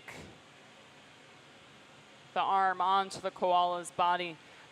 You can obviously see that we have 3 T's up here on the stage: timing, teamwork, and temperature. All 3 of these are going to play a very, very important part in making this koala successfully. Timing, of course, Krista, the body of the koala has to be the right temperature. Of course, over here, Helen and Rebecca, the arm has to be the right temperature, and they both have to be out of the furnace at the exact same time so they can combine the two pieces. Teamwork, because we have both assistants over here on the second bench. I'll have to walk that over. Oh, this is one of the back legs. So Jarrod has a pair of Kevlar gloves on. He's going to use them to hold on to the leg and make sure he doesn't put it on backwards, because that would be fun. Sculptures become fairly difficult. In order to make a symmetrical form, you really have to think about how that leg is tilted to or from you, what side of the koala is facing up or down. If the koala's belly had been face down and Jarrod put the koala's leg on the same side he did, it would have been backwards. It would have been stuck out the back of his bottom. So I think we have on the cruise ships when we go out, I've talked a lot about the cruise ships, but when we go out there, there's a lot of specialty artists that do, we have contortionists out there, we have dancers, singers, the whole entertainment department is full of a lot of talented people. I know we were out there and one of the glassblowers was inspired by the contortionists, so they made a person in a bendy form, but they put the leg on backwards. So it was a true contortionist, right? Oh, you can use it to your benefit if that's what you're working for, but it's a good thing that that leg went on the right way. Yeah. Yeah, so the question was, some of our older pieces of glass, did they use the lost wax method? And that's one of the first methods they used to create pieces of glass. So in ancient times, they would make a form out of beeswax, put their detail in it. They'd cover that in a resist or plaster, something that could withstand extreme temperature. Melt out the wax, flip it over, and pour in the molten glass. So yeah, that's what they would use. One of our showcases, one of our showstoppers, I would argue, is one of the oldest pieces of glass in our collection. It's a tiny little head of Pharaoh Amenhotep. That little head was made out of glass. They didn't think it was glass for the longest time because it looks like ceramic. It looks like stone. It looks like it had been sculpted out of stone. They used the lost wax process to create that piece. They found out it was glass because if you look behind his ear, there's a little chip missing, and you can see that it was Egyptian blue glass. So that's how they think that piece was made. If you go look at it, even though it's about 3,800 years old, it still has perfect detail. You can see the Egyptian eyes in him. You can see the mouth. He still has his crest on, or his crown, that type of thing. So, yeah.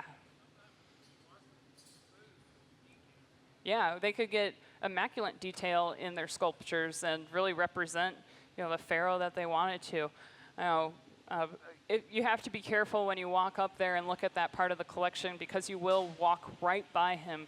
He's the little head. He's right in the front of our 35 centuries of glass. You walk up the ramp and there's this little tiny booth and then a bunch of glass behind it, and everybody's always drawn to the glass behind it. They don't realize that they're walking past one of the oldest pieces of glass in the world. It's a very, very special piece of glass here in Corning. Yeah. It's amazing that, nearly 4,000 years ago, humans were thinking to do this. Just taking this molten material, observing what it does in nature. We know that there's a lot of glass in nature. Obsidian is a common one that we think about. Fulgurites is glass created when lightning strikes the earth, and that lightning creates glass out of the sand. We have tektites as well. Tektites are created when meteors hit the Earth's surface, and trinitites are actually man-made glass, but that's when they were doing the Trinity tests, the nuclear tests. Those nuclear bombs would create glass in the desert surface. So lots of different natural forms of glass out there. We even have here on planet Earth, we even have little tiny organisms that make their skeletons out of glass. radiolarons or diatoms, they're called. There's little sponges. There are also little sponges on the sea floor that grow up and create their skeletons out of glass or silica. There we go, I got the second leg. Yeah, you can clap for him.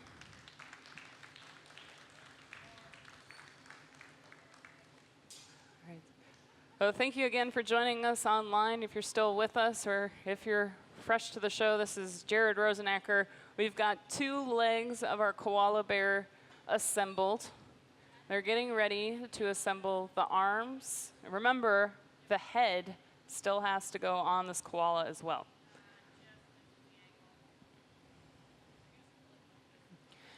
Now you know, remember at the beginning of the show, you know, I said we'll always keep turning the glass. Now you'll notice that Jarrod stops or has Krista stop at certain parts, letting the glass fall with gravity. We were asked here, you know, you'll notice that Krista is very gentle with the koala's body. You know, they're working off of a precarious connection, that punty connection. Oh, if she were to just walk over and slam it down on the yoke, she could send a vibration down that punty and break the koala off onto the ground. Well, a lot of responsibility falls on the assistant at this point, or the assistants right now. Jarrod really couldn't do this without all of the hands that he has on the stage. That's Dr. Rebecca Potash, Helen Tegler. There we go, work in the garage. Again, so right now they are preheating the arms. So we have the legs on, and I'll have the arms, and then the head. And then it's going to be really tricky because we'll have this whole entire koala assembled, but it still needs to hold on to the log or the branch, right? And then Jarrod has leaves to put on the branch. So he's got a lot more to accomplish here. And meanwhile, you know, the assistants are going to have to run this piece back and forth between the reheating furnace and the bench so that Jarrod can continue working with the glass. You're seeing a lot of work here, you know, a lot of teamwork, which is really great.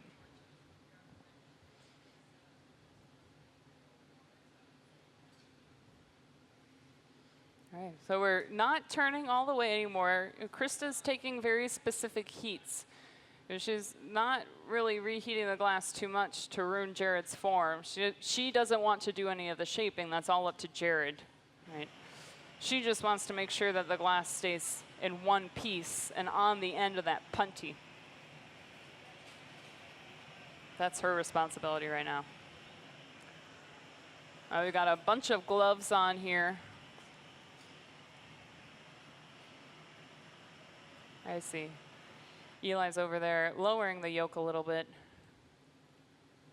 See if that helps. So that yoke stand is another thing I get asked about quite a bit. The stand that Krista is resting the koala bear on right now.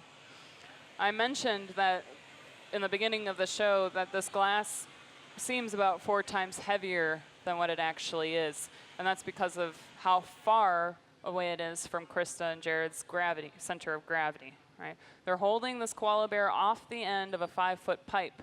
Now, could you imagine trying to hold this koala steady at the very back of the pipe with nothing supporting it in the middle? You know, you can't get your hands that close to the furnace. If you have a nice wide stance like this, you can't get that hand close to the furnace because you will end up burning yourself. So that yoke system acts as a pivot point and also acts as support so that Krista can go into the furnace, give the koala bear a flash or an overall heat to make sure it is still in one piece. And so we got an arm coming on here.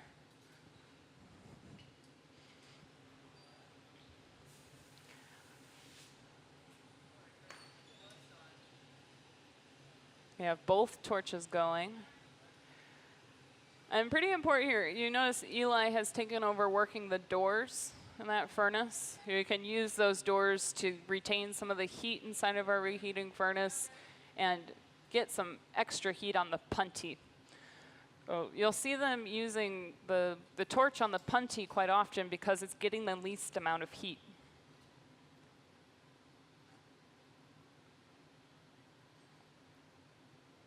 All right, there we go. Third arm into the furnace successfully. Let's give him a round of applause for that. Nicely done. We have our troopers here, our diehard fans. Yeah, thumbs up all around. Perfect. Here we go. Remember, all of this work has been done in the previous couple days. 16, 21 hours, almost a day of work has been put into this koala. There's the drawing up there on our television monitors again. For those of you at home just tuning in, this is the koala bear by Jarrod Rosenacker. About 10 and a half years of experience that you're looking up here on stage. Everybody up here on the stage has at least 7 years of experience. According to Museum of Glass, we do not train the glass blowers here. We work with them. We make sure that they have a certain amount of skill before they come and work here, especially the people that we take for the cruise ship program. You need a great amount of skill in order to make glass, but you need a great amount of skill to go out on a cruise ship and work in that challenging environment. We do learn constantly. I think that's one of the other things that attracts a lot of people to glass blowing. You're never quite satisfied. You're always pushing yourself. You're always trying to be better. So pretty important to have a lot of experience. And when we come here, we can all watch each other and learn from each other. Eli might pick something up from Jarrod that he's never seen done before, and it works so well for Jarrod, so Eli might use it. We learn from our peers. We learn from taking classes. The only, I'd say, official training I've got here from Corning Museum of Glass was a voice coach. So someone to come in and teach me how to speak to groups, whether it's here or even for our live streamers. I'll tell you, a couple of years ago, I was not this talkative. I can imagine I was pretty shy. So she does a great job. Her name is Megan. We pull her out, and she does a great job at training us in how to talk to people. Because normally in a hot shop, you're not chatting away what you're doing. You're not narrating, I'm going to go gather some glass out of the furnace. I'll submerge the bubble and turn in one direction and scoop up more material. You don't do that in the hot shop when you're working with your friends or your coworkers. You focus on what you're doing. For us, it's not an easy thing either. Working along, you can say obvious things like the glass is hot, but there's a lot of stories you come up with, a lot of filler. Working here at Corning, you come up with a lot of stories. So a lot of interesting times that we've had here at Corning Museum of Glass. I mentioned a couple artists that we've had here that worked. I've also had the pleasure of working over at the studio with our artist in residence. So there's a ton of different experiences that we can have here at Corning Museum of Glass. So we are being trained, but I don't think it's official. We're always learning. Here we go. We've got the fourth arm, fourth leg. Now you can successfully hold on to the branch. Well, not too successfully. He's missing his head. You need a brain to hold on to a branch. So they'll go ahead and prepare the head.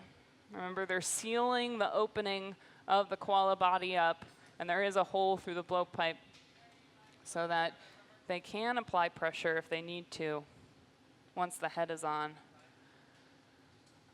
Jarrod really has to think ahead of the process here. He has to make sure that the koala's arms will be fairly easy to wrap around the branch. I know that he wants to make the connection at the belly. So they're going to heat up the belly and glue the belly to the branch and then manipulate the arms around it. That will be fairly easy to do with the torch system that we have because he can heat up those joints and start to move them around, much like a regular koala would move around in the wild. A regular glass koala in the wild. That's how they move. Torch them a little bit.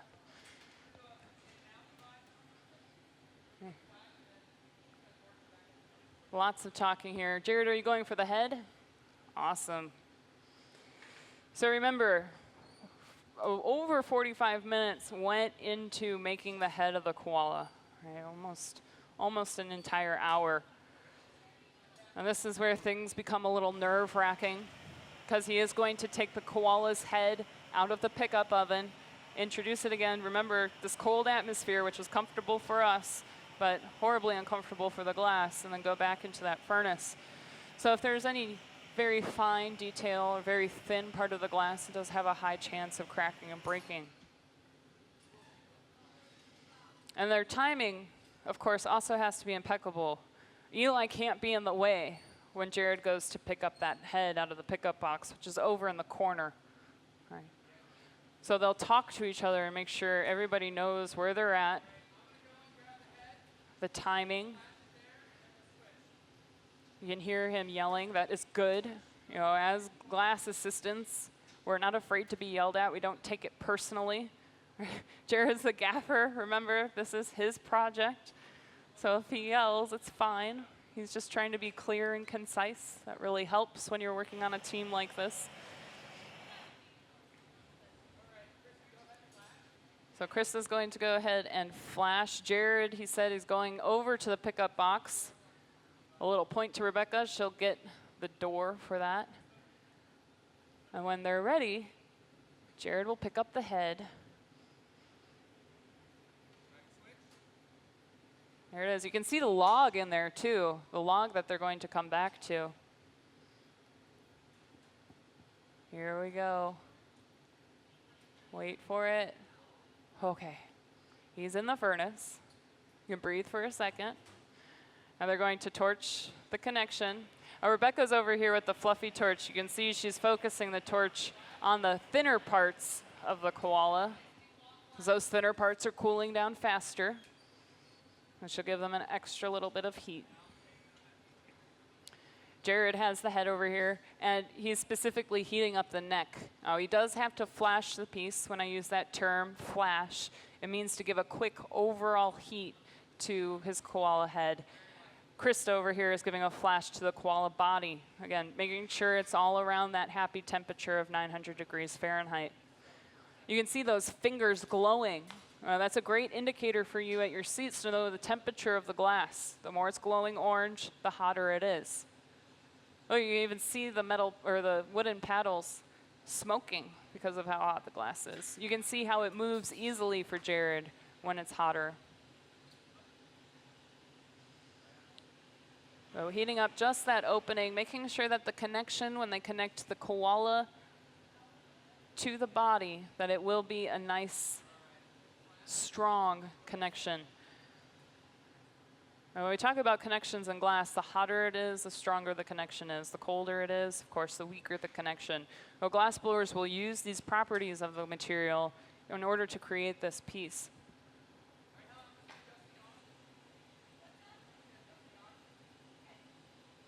You can hear him talking. Jarrod's going to adjust the arms. You can see Krista's giving it a little bit longer of a heat now that he wants to move them around. Again, he's thinking ahead of himself.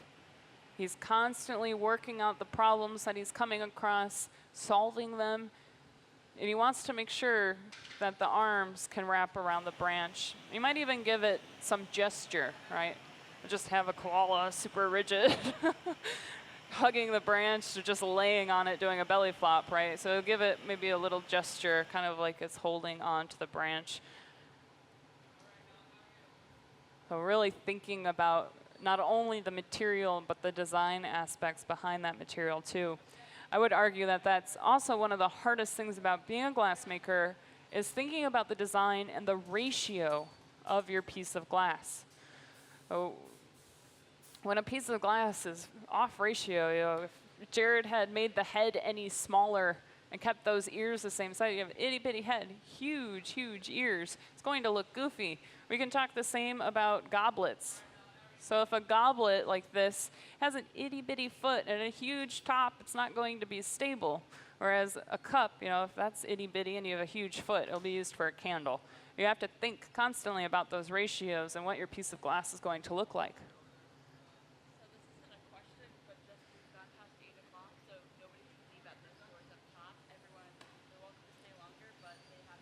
Yeah, gotcha. All right, so just a disclaimer here for those of you in the amphitheater hot shop here at Corning Museum of Glass. When you exit the museum, you'll have to exit down our lower level and around because it is 8:05 and the museum is closed. So feel free to stick along with us. We'll go ahead and finish this piece, but remember to exit down here and you'll cross out and go through the back of the glass market. So I thank you for that ahead of time. Here we go, here comes the head. Placing it right on the neck. Hopefully that connection is strong enough. Helen will even start up a torch, make sure that has a little extra heat. Here we go, flash into the furnace. A standing ovation, Jarrod, a standing ovation. Perfectly done. Whew. Are you ready for this? Are you ready for the branch? We're getting there. It's getting more nerve-wracking. I'm just a little anxious, that's all. You know, getting these pieces of glass together. The piece of glass starts becoming heavier and heavier. You can hear Jarrod torch the back of the punty while he torches the neck or starts to manipulate the koala's head and ears. Really start to push that on a little harder. Oh my goodness, what a chubby guy. That is cute, isn't it?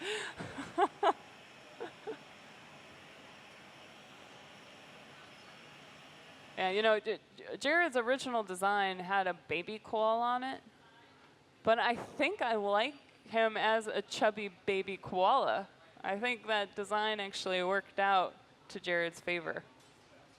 Plus, there's so much going on already with this koala. He's going to be holding onto a branch. There'll be leaves on it. Kind of keep it simple. I think it'll really showcase all of the work that Jarrod has put into the koala bear. The koala. I almost made it. I almost made it. The koala. All right. So those of you joining us on our live stream, we are going to continue here. We're going to make this koala hold on to a branch in just a moment. We're working with Jarrod Rosenacker, our visiting artist. He does the cruise ship program. He's been blowing glass for about 10.5 years, has a bachelor's of fine art. We have a highly skilled team working up here on the hot shop floor, hustling around in order to get all the components ready. Now this is going to be fairly tricky. They may have to move the koala bear over to our other reheating furnace, because the log has to come out of that pickup furnace or that pickup oven. So we need to make sure, you know, they're both, I believe they are both the same size. If we can't get these pieces of glass in and out of the reheating oven, this koala better go into an annealer very, very quickly. Otherwise it will crack and break. There'd be no way to maintain temperature or heat or really heat the glass up. So Jarrod is doing a punty wrap.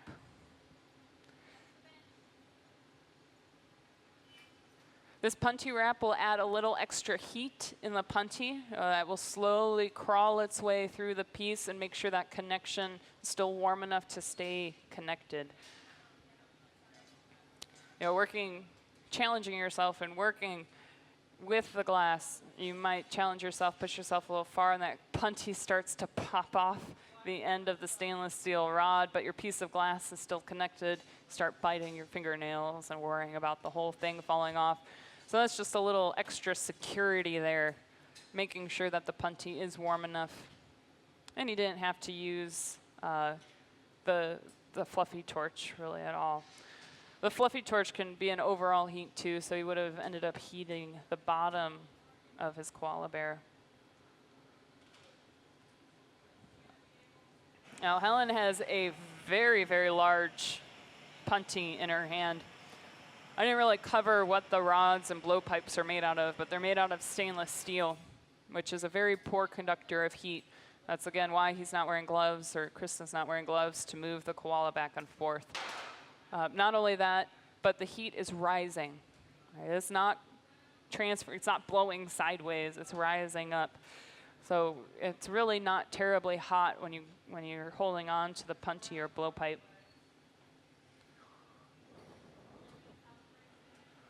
So Helen's gone for a double dip. Very important, the blowpipes and punties are made out of stainless steel, but we have different sized punties and blowpipes to accommodate different amounts of glass. So the iron, which I use the term iron, but it's just a factory term I've picked up from working out here at Corning Museum of Glass. That is a heavy, heavy pipe. Right? It's probably about 12 to 15 pounds. That's just the rod. Right? And now they're going to put a koala and a log on it, so it's going to be even heavier. Yeah.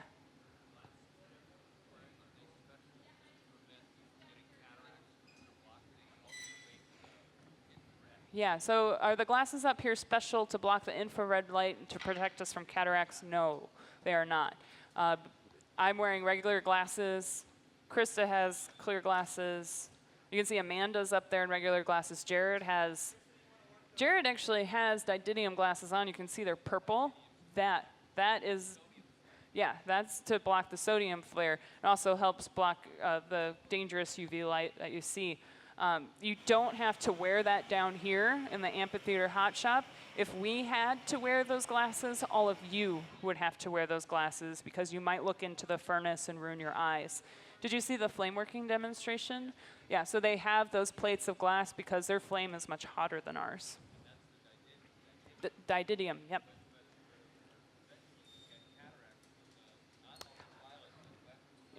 Infrared, yeah. So it is one of the risks, but we aren't working with that high of a temperature. There's a glass blower out there. His name is Lino Tagliapietro. He's been blowing glass for 70 years, and to my knowledge, he does not have cataracts or anything like it. His eyes are fine. His hands are fine. He's 83, I think, right now, 82 years old. Sorry, Lino, if you didn't want people to know. But he's been blowing glass forever, and he doesn't have. He wears glasses, of course, but he never wears the didymium like Jarrod is wearing. My glasses, I have UV protection through them because they're prescription. Yep. So, but that infrared, I don't think it does very much. We're not at so much high of a risk. And when we're looking at the furnace, or if we're looking at the glass, we're not staring directly into the bright light. We're not flies. We're not drawn to the light. Instead, a glassmaker, when we're in the furnace, I like to either look at the edge of the glass itself or even the door. If I feel my eyes getting fatigued, I can look away for a second, but I'm not staring directly into the intense light. Here on the stage 2, we have plates of glass on the shields that the gaffer stands behind. So right behind Eli right now, it might actually be a bad view for you, but over there you can see the square. So that also has the protective glass for the gaffer. You can look through it in case your eyes become fatigued, but we're really not at such a risk for those types of things. I'm sorry? What do I think it weighs at this point? Eli, how much does that weigh? Krista, how much does that weigh? 60 pounds with the pipe? Without? With the pipe, 60 pounds? Pretty heavy, yeah. I believe all of those, Krista, do you know if all those arms, are they hollow? They are hollow, okay, good. So that definitely cuts down on the weight. You can imagine if those arms and legs were solid bits of glass, it'd be even heavier. On this stage, we've worked with a lot of glass blowers, a lot of visiting artists. We had a visiting artist named Albert Paley, and he came out. We used a special form of glass that could be mixed with metal. So they could encase this metal with the glass, and it wouldn't crack and break. Glass and metal cool down at different rates. But we had our chief scientist up here, Dr. Jane Cook. She mixed up the perfect recipe for this glass and found that it was compatible with a metal called Kovar. They were able to encase the metal in the glass and make beautiful pieces of work. These pieces of glass, we weighed one, and it was 85 pounds. So, and that was all off the end of a blowpipe at one point, or off the end of a punty. So we're very capable. Here comes a log. Here we go. Let him get into the furnace first. Hold on. It's a little squirrely. That's it. Let's give him a round of applause.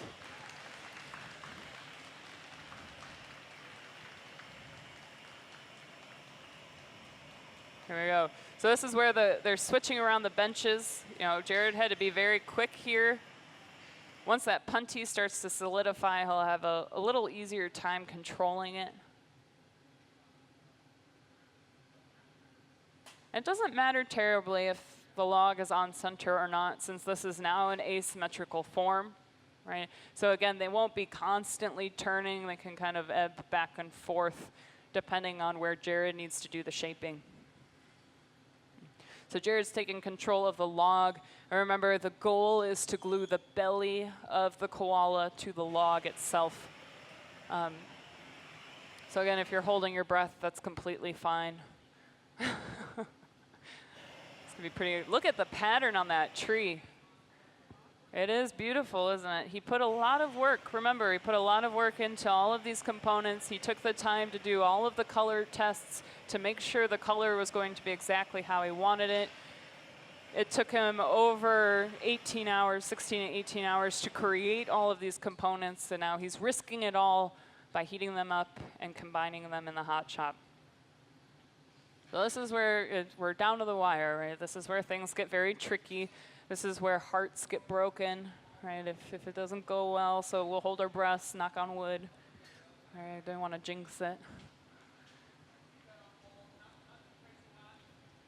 You can hear him, not too crazy high. On the log over here, you can see that Jarrod has left a bald spot. That, of course, is where the koala is going to go. Why would you spend time on bark that you're just going to cover with your sculpture? Probably also take away from the koala in the end. And also make sure the bark, it looks like, has almost a crackled surface to it. It's not a smooth, flat surface. So by exposing the smooth surface of the marbled glass, he'll get a really strong connection between the koala and the log. Whisk brush. This brushes off anything that is not glass. Sometimes we can get stone or kiln wash from inside of the garage. So inside of here, there's bricks, soft brick, and powder. Now, if we have that powder on the glass, or we have little stones in the glass, of course that looks bad. It can also break the glass over time because it's not cooling down at the same rate as the glass. But it's also, I think, an imperfection at this point. Jarrod has put all this time into the koala bear. To leave a little bit of kiln wash or a stone on him would not be pleasant to the eye. Aesthetic.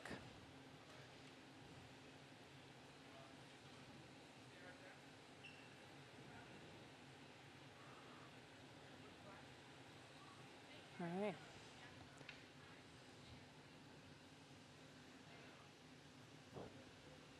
So Eli has taken over the koala, and looks like Krista and Rebecca over here have taken over heating up the log where it's going to be placed with the koala. Now, I'm not quite sure. It looks like the koala is going to be broken off onto the log. Yep. Because they're breaking the koala off onto the log, of course, the koala's punty connection has to be weaker than the log's punty connection, right? If they go to tap the punty of the koala off and the punty on our log is too weak, guess where it all goes? Yep, right down to the ground. So detrimental to the piece that both punties are the right temperature. Now look at that view in the furnace too. You can see where the burner is when it hits the koala there. And so I've mentioned working on the cruise ships quite a bit, and I've mentioned the electric equipment, and I always get asked what's the difference between electric and gas-powered furnaces. I'd say it's the same difference as a gas versus an electric stovetop, right? An electric stovetop is kind of an ambient heat. It's a little slower. You can get it just as hot, but it's not as hot as quickly as a gas stove, right? With us, inside of these gas furnaces, we have those burners, and they create a definitive line of heat.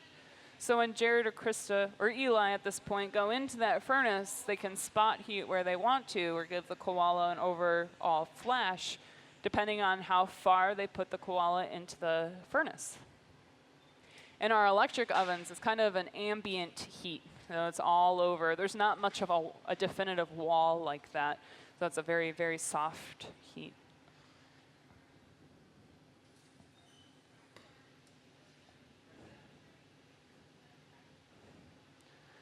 So here we go. Jarrod, it's almost like he's painting with fire. We're using brush strokes with that torch. You hear one more torching.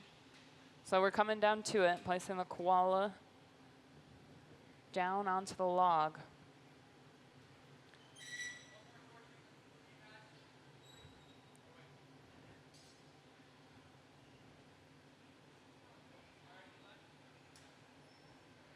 You can see Krista over here. She's allowing the log to fall back down on center. And she'll flash it one more time. They need to get the heats just right. You know, Krista said that this koala probably weighs about 60 pounds, 50, 60 pounds. The log itself weighs quite a bit. So if they break the koala onto the log and its weight is just too much, again, they can lose the piece. So this is something that Jarrod considered in his design. He knew that it was going to get larger. He put out the correct tools. And they're going to, Jarrod mentioned before the show that they would go ahead and keep the glass on the yoke in order to apply the leaves and the stems, even the koala here. There we go, drops of water on the koala's punty, making that even weaker. So they are going to catch it, they aren't just going to glue it right onto the log. This will allow Jarrod to hold on to the koala and make sure it goes exactly where he wants it. Oh, hold on, wait, it's not quite there yet. We'll place him on the log first. Make sure that connection is nice and strong. You can see him still moving around. There we go. Now we can clap.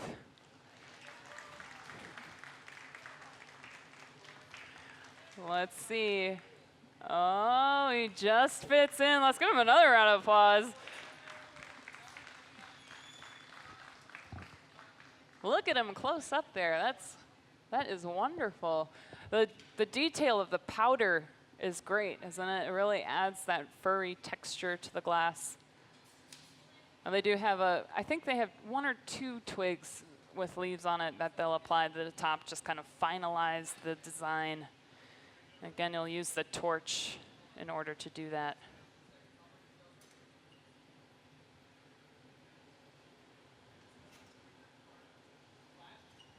All right, so while we're winding down, this is a perfect chance for you to ask any final questions. Remember, it can be about our collection, the show you saw today, about what Jarrod's doing. Again, on our live streaming, thank you for joining us and sticking with us during this koala project. Jarrod Rosenacker will be finishing up here shortly, but I think you'll all agree that if you've tuned in throughout the entire show, he's put on a fantastic demonstration for you. You've seen glass blowing, you've seen glass shaping, you've seen glass breaking, even though you might even not realize it. You know, breaking the punties off, that counts as glass breaking, just in a controlled manner. But I think he's done a great job at showcasing it all.